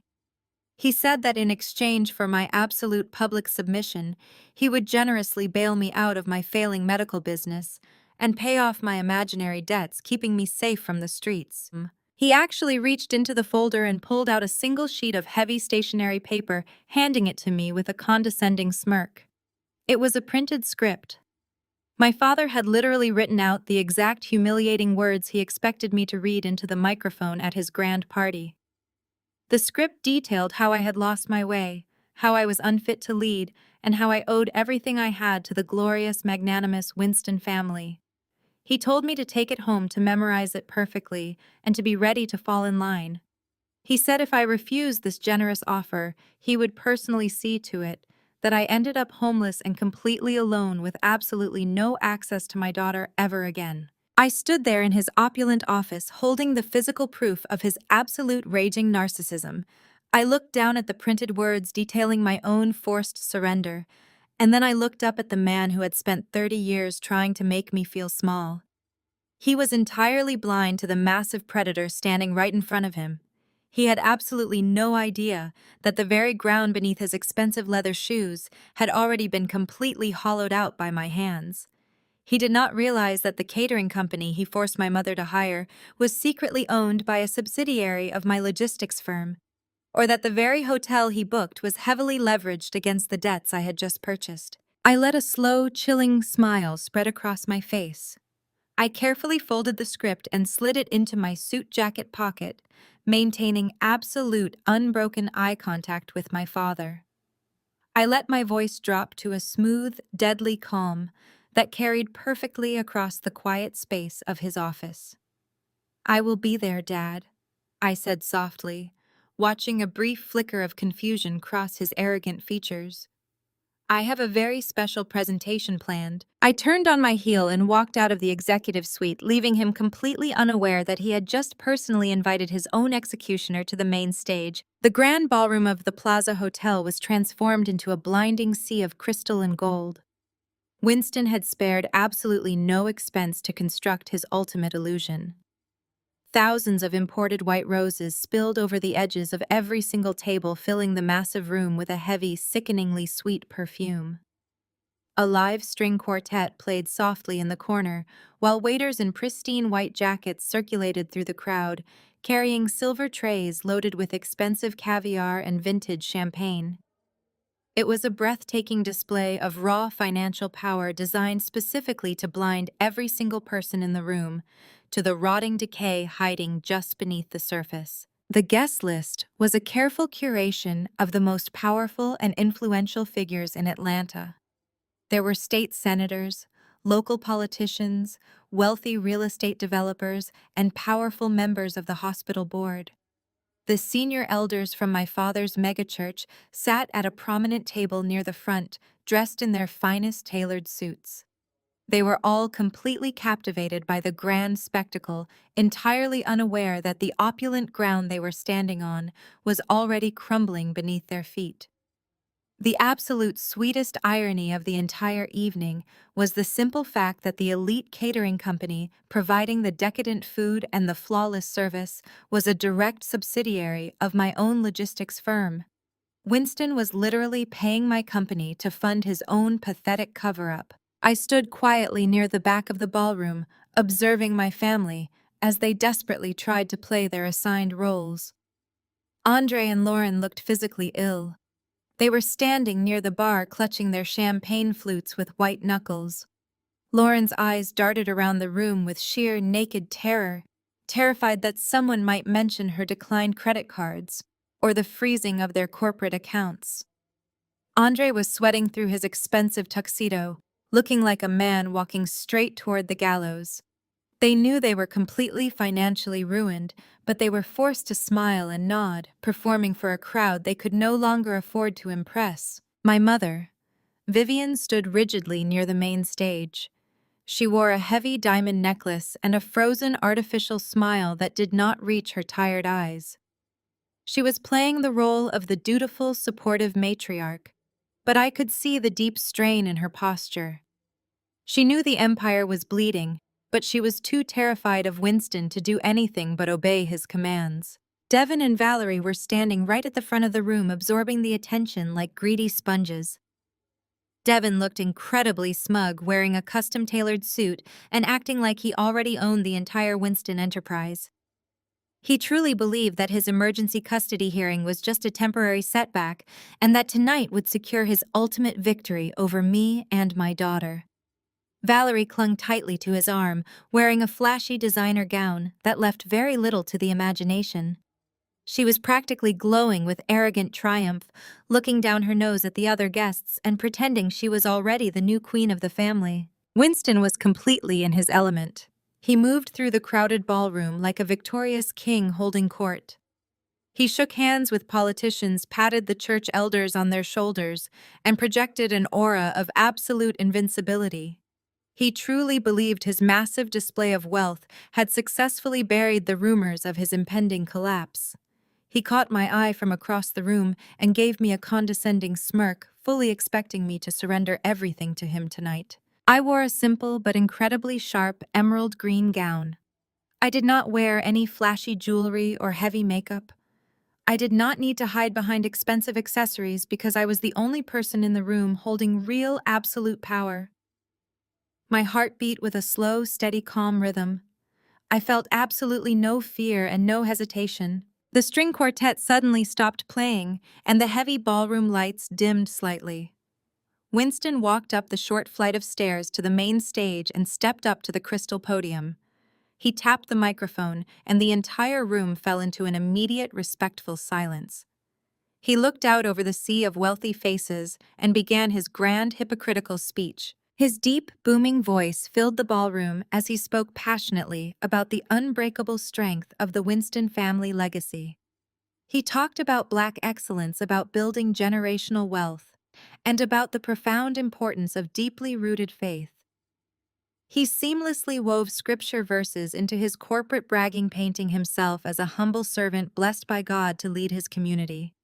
It was a sickeningly perfect performance designed to manipulate the church elders and reassure the nervous corporate investors. Then the speech took a deliberate, calculated turn. Winston announced that true legacy required looking forward to the next generation of strong, capable leaders. He completely ignored his own wife, Vivian, who was standing just a few feet away. Instead, he gestured grandly toward Devin and Valerie, calling them up to the stage.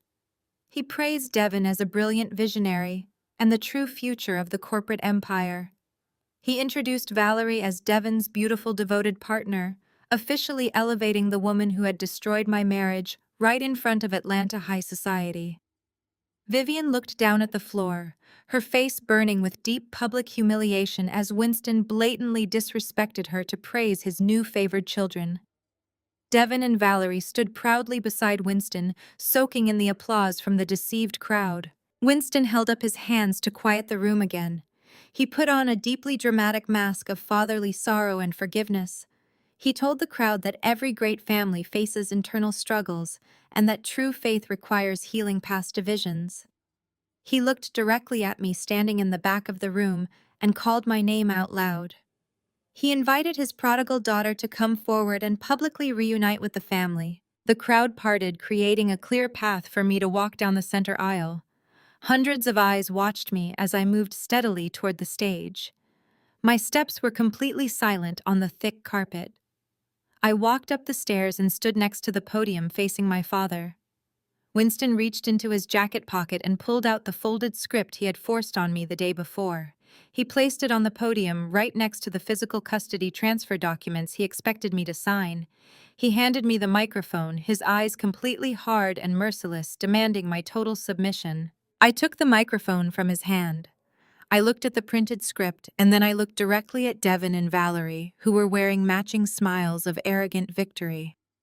I looked at my father, who was waiting for me to publicly destroy my own life to save his fragile ego. I did not look down at the script again. I smiled a very soft, very genuine smile. I looked past my father's shoulder, entirely ignoring his demands, and locked eyes with the young technician sitting in the raised audio-visual booth at the very back of the massive ballroom. I gave him a single deliberate nod, signaling that it was finally time to show the entire city exactly who the Winstons really were. The young technician sitting in the raised audiovisual booth caught my eye and immediately pressed a single button on his master console. The heavy crystal chandeliers above us completely dimmed, plunging the massive grand ballroom into a sudden theatrical darkness. The restless murmurs of the wealthy crowd immediately faded into an eager, hushed silence.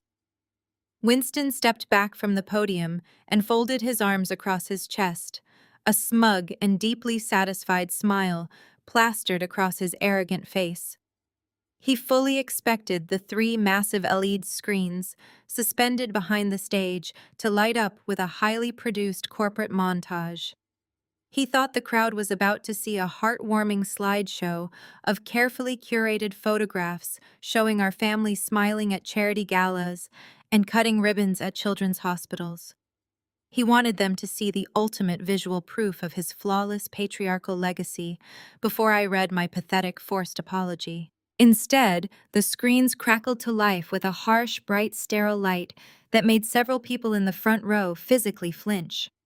There was no soaring orchestral music, and there were no golden corporate logos. The massive displays simply showed the grainy, high-definition security camera feed from the Atlanta General Hospital emergency room. A stark white timestamp flashed in the bottom corner showing the exact date and time from just a few weeks ago. The night my daughter Brielle had suffered her terrifying febrile seizure. The night my family had supposedly been entirely unreachable. A wave of deep confusion rippled through the ballroom. I heard the senior church elders muttering to each other, shifting uncomfortably in their expensive tailored suits.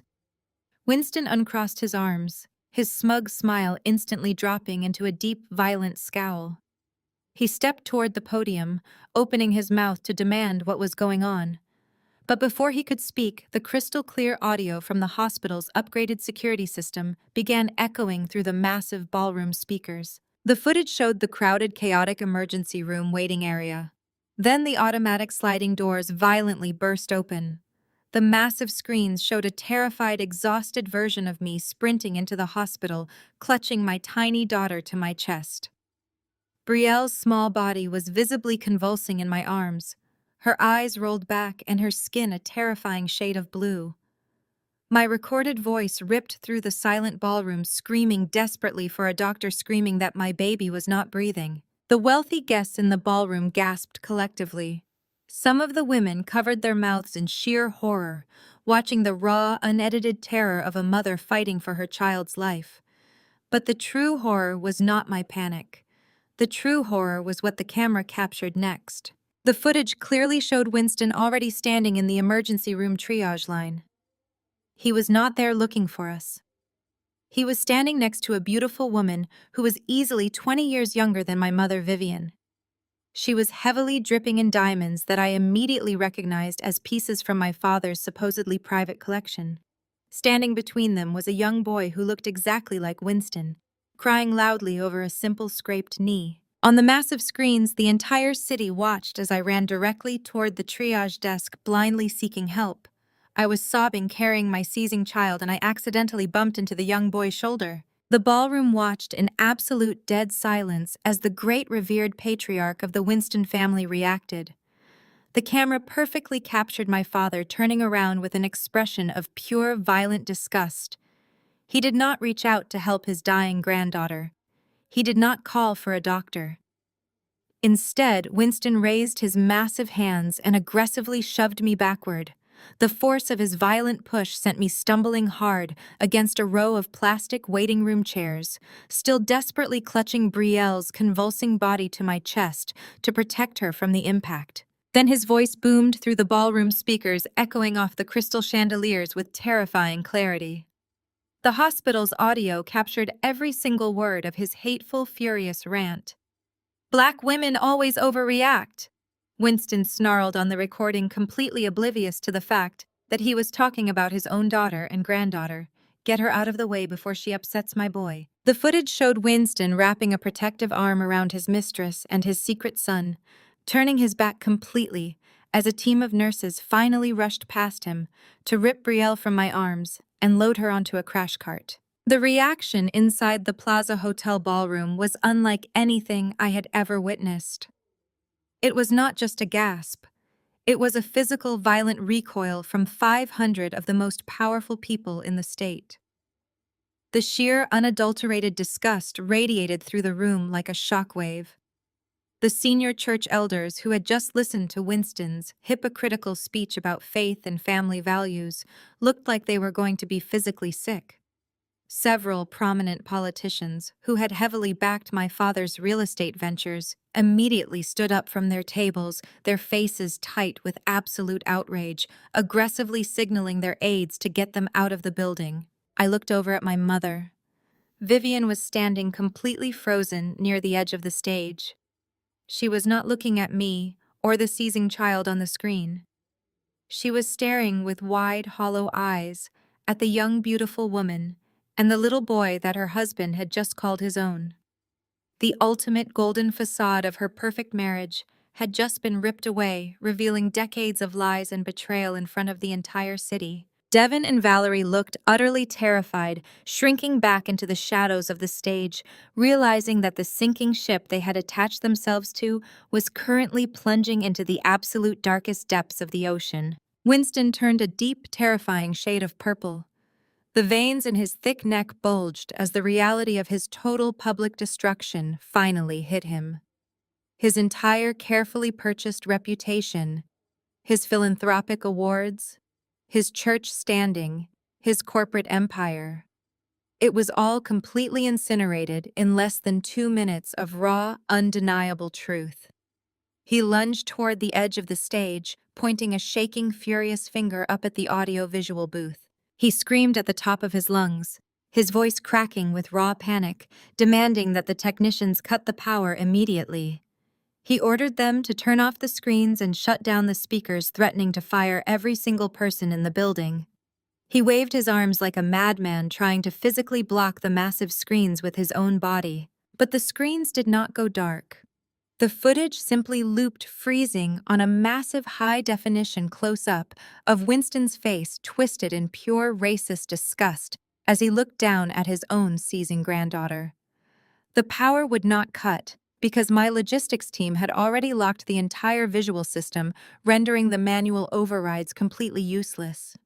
Winston was trapped on stage, forced to stand in the glaring light of his own monstrous reality, while the very society he had tried to rule looked at him with nothing but absolute pure revulsion. The crushing silence in the grand ballroom was suddenly broken by the sound of heavy, desperate footsteps echoing across the wooden stage. Devin had been standing in the shadows, watching his entire future evaporate in front of his eyes, and the rising panic finally overrode his very limited common sense. He lunged forward with his face twisted in ugly, desperate anger, reaching out with both of his hands to physically rip the microphone away from me. He wanted to silence the truth before it could completely destroy his pathetic dream of massive wealth and unearned power. But I had spent years anticipating his clumsy, aggressive movements and learning exactly how to handle his violent temper. I simply took one smooth, calculated step to the right, letting the sheer momentum of his desperate charge carry him entirely past me. Devin stumbled awkwardly, his expensive leather shoes slipping uncontrollably on the highly polished stage floor, and he crashed heavily into the massive floral arrangement bordering the crystal podium. A collective gasp echoed through the enormous crowd of elite guests as they watched the supposed visionary of the next generation flail around the stage like a common street thug. I did not even bother to look down at him as he groaned in the crushed white roses. I just kept my eyes locked on the massive crowd of powerful people and calmly pressed the small remote clicker hidden in the palm of my hand. The massive high-definition LED screens behind me flickered, and the horrifying hospital footage instantly vanished. It was replaced by incredibly sharp, highly enlarged images of deeply classified financial documents.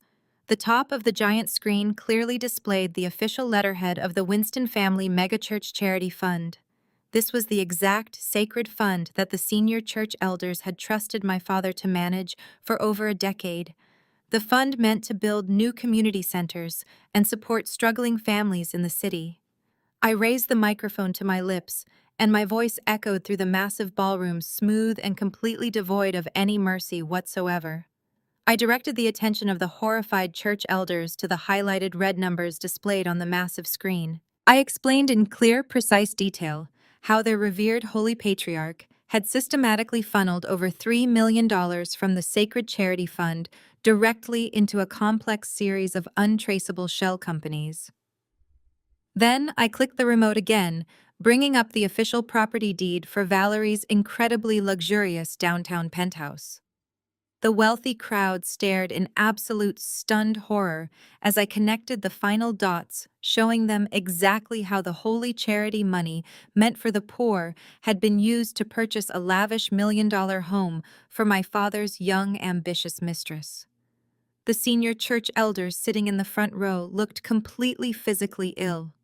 The men who had just blindly applauded Winston's hypocritical speech about faith and deeply rooted family values were now staring up at him with unadulterated revulsion, realizing they had been worshipping a massive greedy parasite. Winston stood frozen near the podium, his massive chest heaving, his entire holy facade bleeding out onto the stage floor in front of the entire city. Before anyone in the room could even process the absolute magnitude of the massive church scandal, I pressed the clicker once again.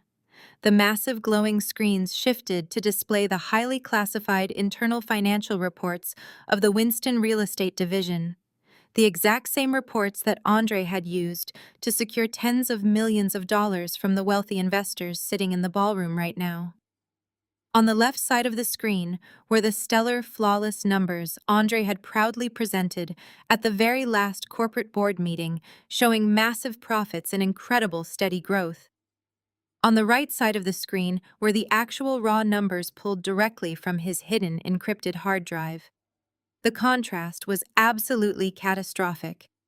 I walked slowly across the wide stage, making sure my clear, steady voice carried to the very back of the opulent room. I told the wealthy investors and the powerful local politicians that the golden boy they had trusted with their massive fortunes was nothing more than a pathetic, desperate fraud. I detailed exactly how Andre had been forging property valuations, inflating revenue streams, and actively embezzling millions of corporate dollars to fund his luxurious fake lifestyle. I watched the faces of the elite investors turn completely pale as the terrible reality settled heavily over them. They realized in a single terrifying instant that their massive investments were completely gone, swallowed by a sinking ship driven by an arrogant thief. Andre was standing near the open bar looking exactly like a terrified, hunted animal.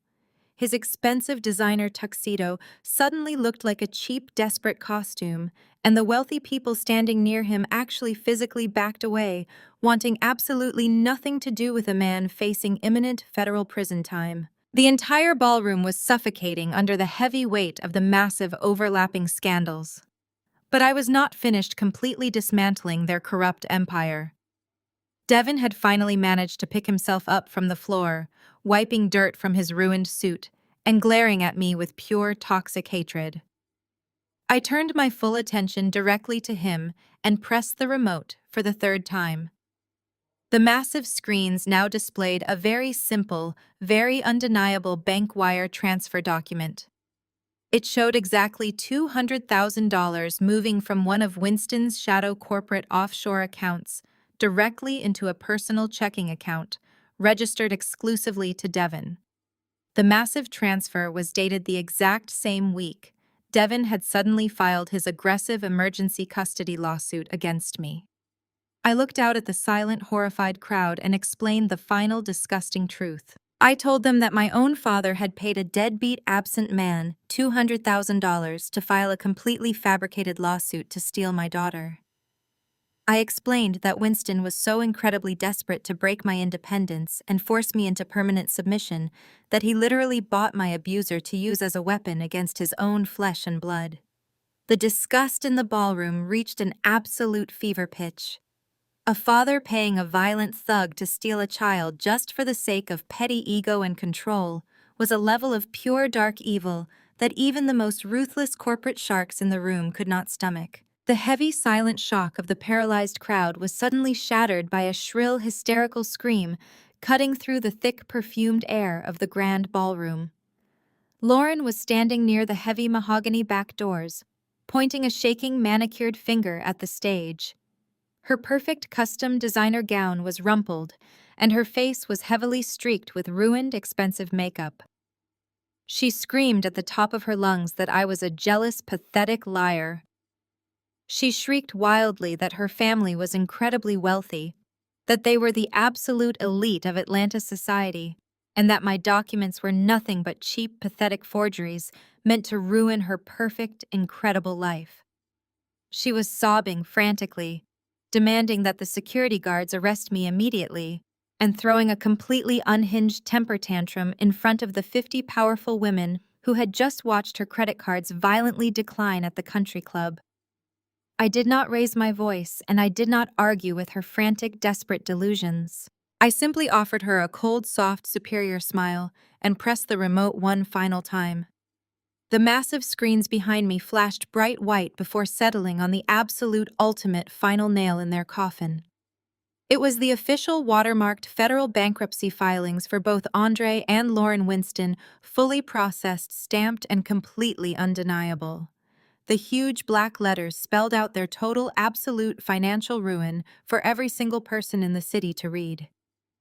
Lauren took one look at the massive glowing screen and let out a horrible sound like a dying animal finally realizing that her golden facade was completely dead and buried forever. Lauren crumpled onto the thick carpet of the ballroom, her carefully constructed reality shattering into millions of jagged pieces right in front of the most powerful people in Atlanta. The wealthy women who had just been drinking her expensive champagne and complimenting her designer gown were now looking down at her with absolute unfiltered pity, which was the one thing Lauren feared more than death itself. She curled into a tight ball, clutching her ruined dress, weeping openly as the undeniable proof of her absolute financial destitution burned brightly on the massive screens above us. Her desperate sobs echoed through the dead silence of the room, but no one moved to comfort her. Andre simply stared at the floor, completely broken and entirely defeated. Winston could no longer contain the violent, raging storm building inside his chest.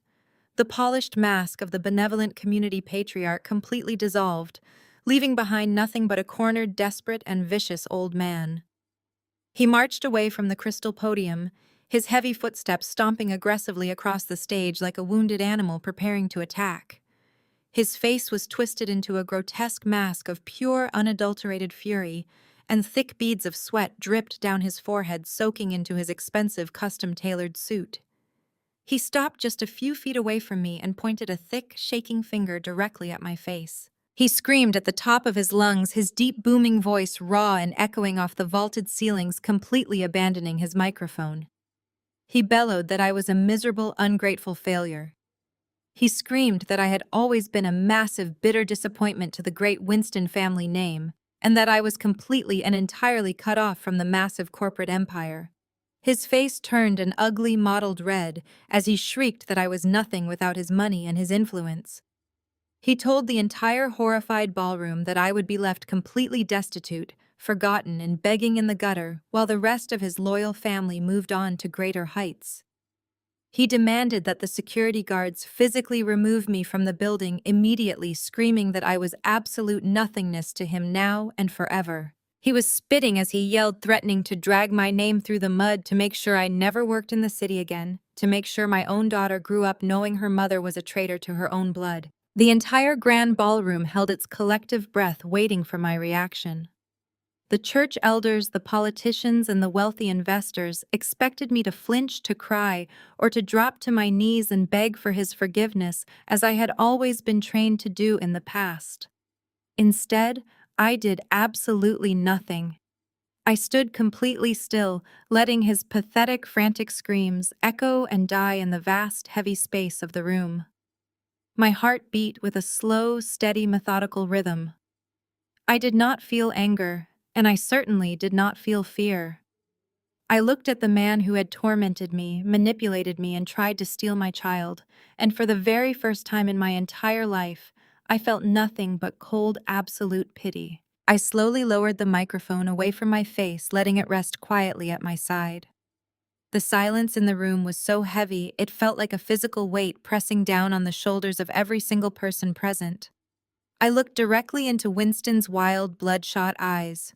I did not need to use the sound system for him to hear me. My voice was quiet, steady, and sharp as a surgical scalpel. I told him very simply that he could not cut me out of the family empire. I paused, letting the words hang in the heavy perfumed air, while his face twisted in utter confusion. Then I told him the absolute undeniable truth. I told him he could not cut me out because I had already bought the empire. Winston froze. His arm still extended, his pointing finger, trembling in the air as his brain desperately tried to process the impossible words I had just spoken. A murmur of intense shock rushed through the massive crowd of elite investors. I raised the small remote in my palm and clicked it one more time. The screens behind me shifted away from Lauren's pathetic bankruptcy filings and displayed a massive, highly classified corporate portfolio.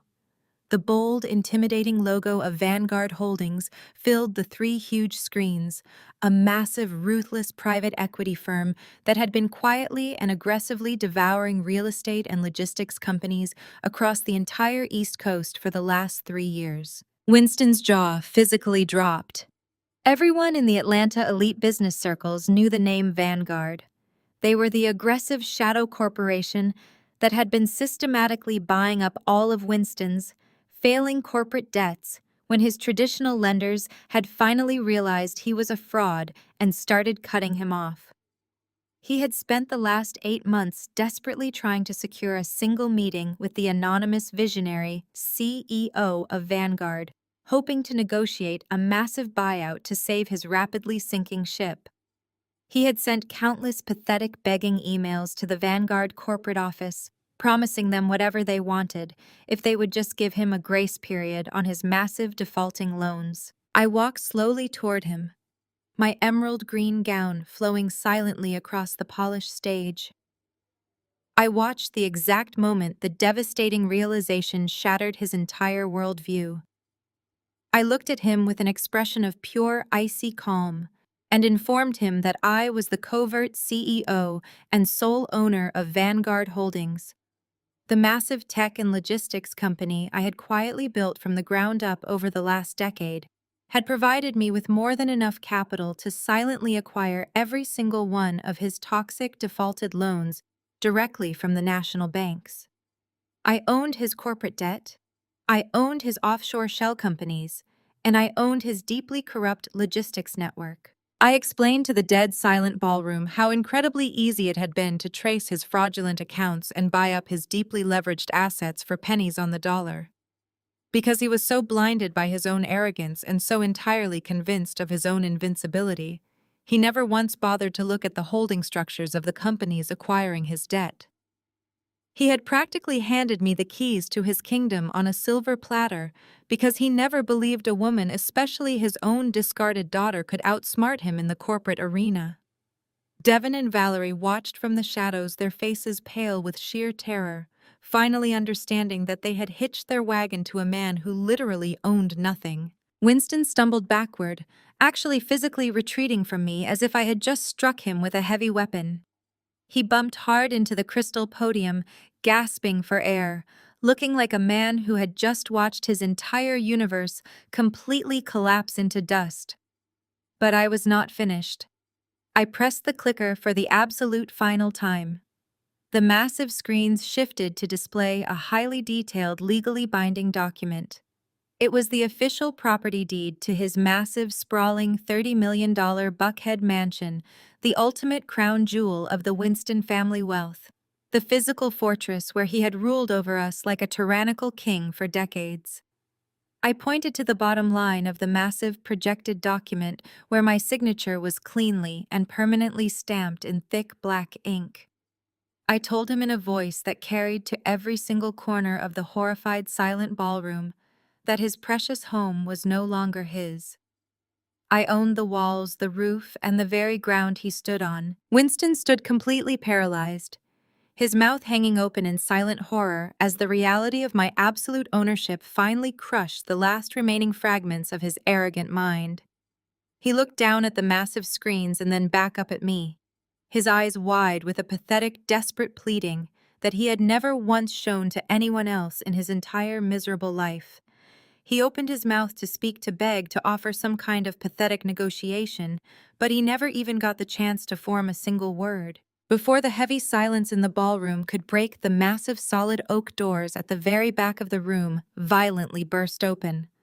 The sound was like a gunshot echoing off the vaulted ceilings and instantly drawing the attention of every single wealthy guest in the room. The crowd collectively gasped and scrambled backward, parting like the Red Sea as a dozen stern-faced men and women marched aggressively into the blinding light of the crystal chandeliers. They were not wearing expensive tailored suits or designer gowns. They wore dark functional windbreakers, with bold, bright yellow letters printed across their backs, identifying them as agents of the Federal Bureau of Investigation, the Securities and Exchange Commission, and the Internal Revenue Service. The sheer absolute panic that instantly flooded the grand ballroom was entirely palpable. Wealthy politicians and elite hospital board members immediately turned their faces away, desperately trying to shield their identities from the inevitable media fallout. The church elders began whispering frantic prayers, clutching their wives, and backing away from the main stage as if Winston had suddenly contracted a highly contagious, deadly disease. I stood perfectly still on the polished wooden stage, watching the federal agents move with terrifying mechanical precision. I had carefully orchestrated this exact moment down to the very last second. 3 days ago, I had sent a highly secured encrypted package directly to the federal authorities containing every single raw, unedited file from Andre's hidden flash drive.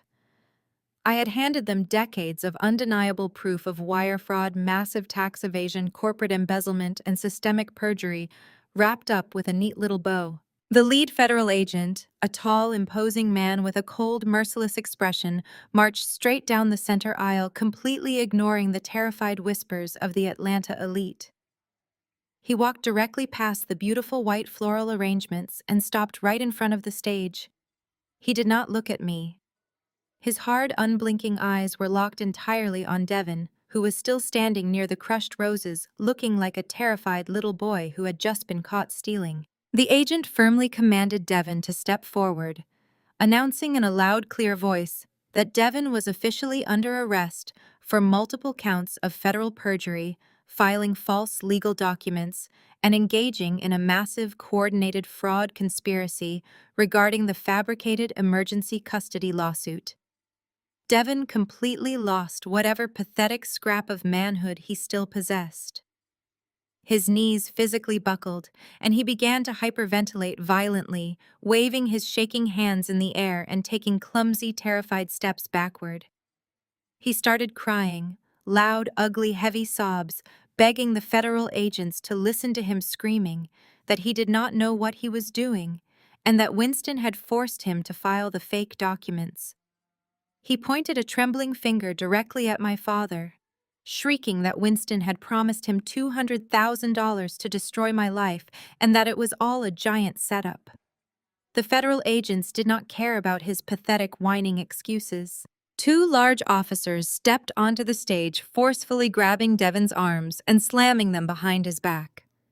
The sharp, cold click of the metal handcuffs echoing through the silent ballroom was the most beautiful sound I had ever heard in my entire life. While Devin was dragged away, kicking and screaming like a petulant toddler, another team of heavily armed agents surrounded Andre. Andre did not try to run, and he did not try to deny anything. He had seen the raw financial data projected on the massive LED screens, and he knew absolutely that his entire life was completely over. He stood near the bar looking utterly empty and entirely hollowed out, simply holding out his wrists as the federal agents read him his rights for massive corporate embezzlement, wire fraud, and grand larceny.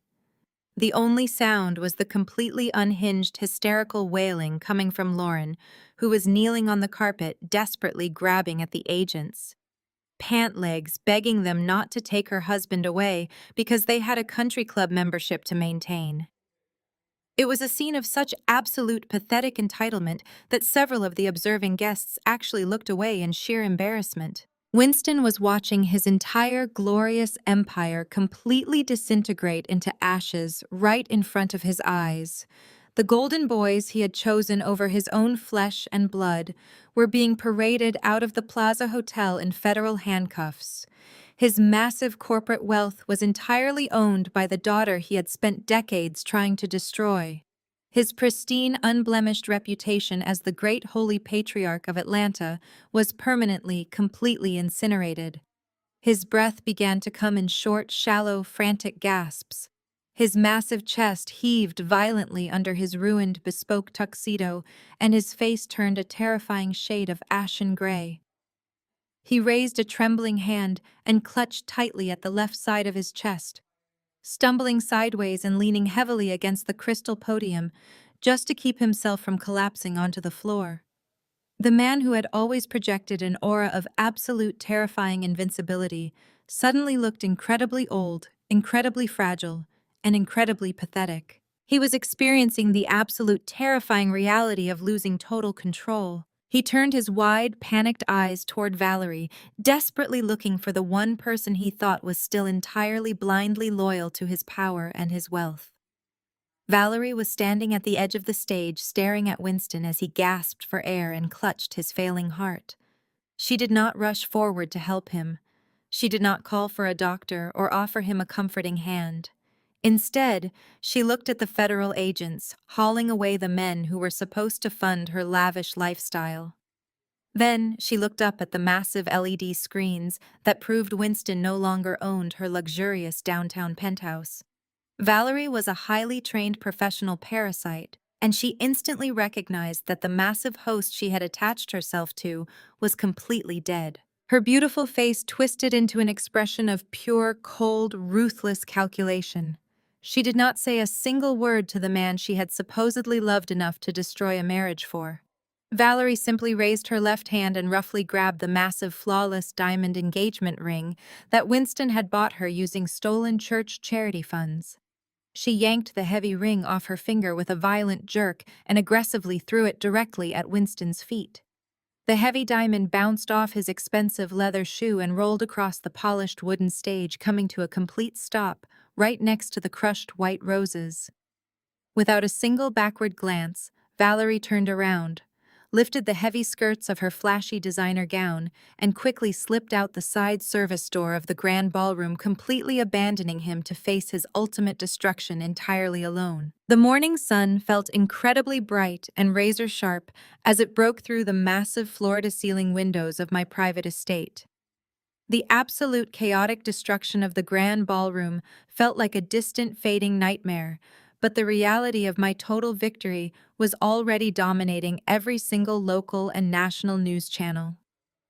Winston was currently sitting in a sterile hospital bed under heavily armed federal guard, recovering from his mild stress-induced heart attack, only to face decades in federal prison the absolute second his doctors medically cleared him for booking.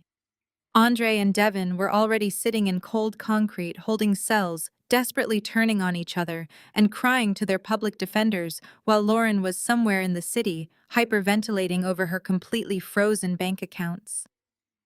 The massive toxic empire that had suffocated me for my entire life was completely gone, reduced to nothing but legal paperwork and sensationalized news headlines. I stood quietly on the expansive marble balcony of my private, heavily guarded property, sipping a hot cup of black coffee and simply breathing in the fresh, clean morning air. For the very first time in my entire 34 years of existence, I felt completely and entirely free from their dark, suffocating shadows. My quiet, peaceful morning meditation was suddenly interrupted by the soft, subtle buzzing of my private security intercom. My head of security spoke through the encrypted channel, his voice completely flat and highly professional. He informed me that there was a desperate, frantic woman at the main front security gates, demanding immediate entry and claiming to be my mother.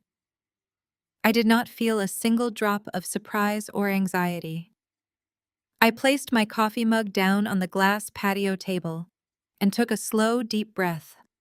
feeling my heart settle into a cold, steady rhythm. I instructed the highly trained security team to keep the heavy iron gates completely closed and locked, but told them I would walk down the long, winding driveway to speak with her personally. The walk took several minutes through the perfectly manicured gardens and tall, ancient oak trees that shielded my sprawling, multi-million-dollar sanctuary from the corrupt outside world. Every step I took on the smooth, paved stone felt like a deliberate march toward total, absolute closure. When the massive wrought iron security gates finally came into view, I saw her standing there pressing her face against the cold, black metal bars. Vivian looked absolutely, completely unrecognizable. The woman who had spent decades meticulously crafting her perfect, flawless high society image looked like a hollowed-out, terrified, empty shell. She was still wearing the exact same heavy designer evening gown from the catastrophic gala last night, but it was horribly wrinkled and stained with spilled champagne and dirt. Her perfectly coiffed hair was a tangled, messy nest, and her heavy, expensive makeup was completely smeared down her cheeks in dark, ugly streaks. She was violently shivering in the crisp morning air, desperately clutching a single small designer handbag that held whatever pathetic scraps of her life she had managed to grab before the federal agents seized and locked down the massive Buckhead mansion. She looked like a completely broken ghost, haunting the perimeter of a world she could no longer access. When she saw me walking calmly down the paved driveway, her bloodshot eyes widened with sheer desperate manic hope. She immediately shoved her hands through the iron bars, reaching out for me like a drowning victim desperately clawing for a life raft. She started speaking in a frantic, breathless rush, her voice cracking with ugly, desperate sobs. She cried out my name, begging me to please open the gates and let her inside the warm, safe house. She frantically babbled that she had absolutely nowhere else to go, that Winston's lawyers were not answering her calls, and that the federal agents had completely frozen every single one of her personal bank accounts. She pressed her tear-stained face against the iron bars and swore to me with absolute hysterical desperation that she never knew how truly evil Winston actually was. She cried that she was just an innocent victim of his massive manipulation and that she never understood the depth of his financial crimes or his terrifying cruelty toward me and my daughter. I stopped walking, leaving a deliberate, calculated distance of 5 feet between my calm, standing body and her desperate, grasping hands reaching through the iron gate. I did not cross my arms, and I did not raise my voice. I simply looked at the pathetic, trembling woman who had birthed me and let the complete, utter silence stretch between us until her manic sobbing slowly died down into nervous, hiccuping gasps. I looked directly into her terrified eyes and told her that her performance was absolutely insulting to my intelligence. I reminded her in a voice as cold and sharp as cracked ice that she knew exactly what Winston was doing every single step of the way. She knew when he stole from the church, she knew when he bribed judges, and she absolutely knew when he tried to violently steal my innocent daughter away from me. I told her that she did not look the other way out of innocent ignorance or blind loyalty. She looked the other way because his massive corrupt empire funded her expensive country club memberships, her luxurious shopping sprees, and her completely pathetic, shallow vanity. Vivian began to violently shake her head back and forth, desperately trying to interrupt me to spin another web of pathetic, useless lies to save her own skin. But I cut her off with a sharp, completely merciless tone that made her physically flinch. I reminded her of the exact vicious words she had spoken to me so many times over the years, whenever I had begged her for a mother's protection, or even just a tiny shred of basic human decency. I quoted her own toxic venom back to her face, telling her that I was just a massive failure and an ungrateful disappointment to the glorious Winston family name. I looked at her shivering in her ruined designer gown and softly suggested that she should simply go seek shelter with her real family. I told her she should go live with the beautiful, perfect, golden children Lauren and Andre, since they were the only ones she ever truly loved. I paused for a split second, letting a cold, ruthless smile touch the corners of my mouth. Then I gently informed her that unfortunately, Lauren and Andre's massive custom-built suburban estate had been officially foreclosed on and chained shut by the bank at 7 o'clock this exact morning, leaving them just as completely homeless and destitute as she was. The absolute raw horror that washed over Vivian's face was something I will remember for the rest of my entire life. Her knees literally gave out, and she slid down the thick iron bars of the security gate, collapsing into a miserable sobbing heap on the cold, hard asphalt of the street outside my property. She was begging now, literally begging on her hands and knees, pleading with me as her own flesh and blood to show her just a tiny shred of human mercy. She sobbed that she was my mother, and that family was supposed to always protect family no matter what the circumstances were. I slowly reached into the pocket of my soft cashmere morning cardigan and pulled out something I had kept folded, waiting for this exact, inevitable moment.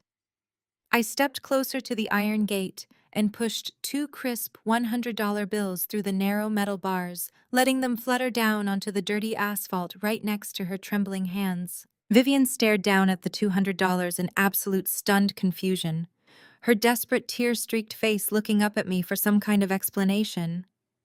I looked down at her completely broken form and reminded her of the freezing rainy day 15 years ago when I was a starving, desperate teenager who she had abandoned at the airport with nothing.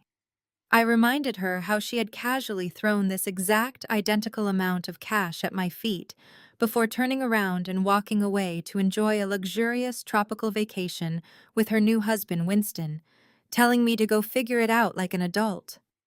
I told her that she was completely correct that day, and that I had indeed figured it all out entirely without her. I looked down at the woman who had happily watched me suffer for my entire existence and told her to take the $200 and go figure out her own miserable life. I did not wait for her to start screaming or begging again. I simply turned my back on her. Pathetic sobbing form signaled my heavily armed security detail to lock down the perimeter and walked slowly back up the long, beautiful driveway toward my peaceful, quiet empire, leaving the heavy iron gates firmly closed behind me forever. The heavy wrought iron gates clicked shut with a loud, resounding thud that echoed cleanly through the crisp morning air, sealing off my private sanctuary from the toxic chaos of the past. I did not turn around to look at the pathetic weeping woman collapsed on the asphalt behind me. I just pulled the soft material of my cashmere cardigan a little tighter around my shoulders and continued my slow, peaceful walk back up the long, winding driveway. The tall, ancient oak trees filtered the bright morning sunlight into warm, golden patches on the paved stone, and for the first time in my entire life, my chest felt completely hollowed out in the best possible way. The crushing, suffocating anxiety that had dictated my every move since childhood was simply gone, evaporated into the cool Atlanta breeze. There was no one left to fear, no one left to appease, and no one left to hide from. My empire was secure. My daughter was completely safe, and the massive corrupt shadow of the Winston family was permanently erased from my existence. 6 months later, the morning sun warmed the sleek, flawless glass walls of my massive corner office at the Vanguard Holdings headquarters. I stood near the expansive floor-to-ceiling windows, looking down at the bustling downtown Atlanta skyline spread out beneath me like a sprawling concrete kingdom. The transition from a hidden shadow CEO to the publicly recognized ruler of a massive private equity firm had been swift and absolutely ruthless. The business world that had once dismissed me as nothing more than an irrelevant, discarded daughter now bowed entirely to my authority. My desk was clear and perfectly organized, holding only the documents for the latest multi-million-dollar acquisitions that my team had flawlessly executed. The quiet, steady hum of the building around me was the sound of true, unbothered power, a beautiful symphony of a perfectly oiled corporate machine that operated entirely under my absolute control. The heavy frosted glass door to my private office suddenly swung open, and the sound of pure, joyful giggling instantly shattered the quiet professional atmosphere. Brielle ran into the room, her little feet padding softly against the thick plush carpet. She was wearing a bright yellow sundress, and her eyes were shining with absolute unfiltered happiness. She looked completely healthy, her cheeks rosy and full, entirely free from the dark, terrifying shadow of the custody battles and the vicious men who had tried to rip her away from me. She ran straight into my legs, wrapping her small arms tightly around my waist and looking up at me with a smile that melted away any remaining ice in my heart. I knelt down on the floor, completely ignoring the fact that I was wearing an expensive, tailored designer suit, and pulled her into a deep, fiercely protective embrace. The smell of her strawberry shampoo and the warmth of her tiny hands holding onto my neck was the only treasure in this entire world that I actually cared about. I had burned an entire criminal empire to the ground, just to make sure she could laugh in the sunshine without ever looking over her shoulder. I stood back up and smoothed her hair, letting her run over to the large leather sofa to play with her coloring books while I picked up the sleek silver remote from my desk. I turned on the massive flat-screen television mounted on the far wall of my office, keeping the volume at a low, respectful hum. The local Atlanta morning news broadcast filled the screen, displaying live helicopter footage of the massive Winston family megachurch. The news anchor was speaking in a serious, practiced tone, reporting on the absolute final destruction of my father's legacy. The church board of directors had officially appointed a brand new senior pastor that very morning. The footage showed heavy construction crews literally chiseling the Winston name off the marble facades of the community buildings and the charity centers. His entire legacy was being systematically and permanently erased from the city's history, reduced to nothing more than a highly publicized cautionary tale of greed and corruption. Winston himself was currently sitting in a sterile federal medical prison facility, facing the rest of his natural life behind thick concrete walls, completely abandoned by the congregation that used to worship the ground he walked on. The broadcast seamlessly transitioned to an update on the massive federal fraud conspiracy trial. A courtroom sketch flashed on the screen showing Devon sitting at a defense table wearing a bright orange prison jumpsuit. The news anchor detailed how Devon had desperately tried to cut a plea deal with the federal prosecutors, but he had absolutely nothing of value to offer them. He was just a petty, violent pawn, and the judge had shown him zero mercy, handing down a brutal 20-year sentence in a maximum security penitentiary. He was locked away in a tiny 6x8 cell, completely stripped of his arrogant bravado and entirely forgotten by the world.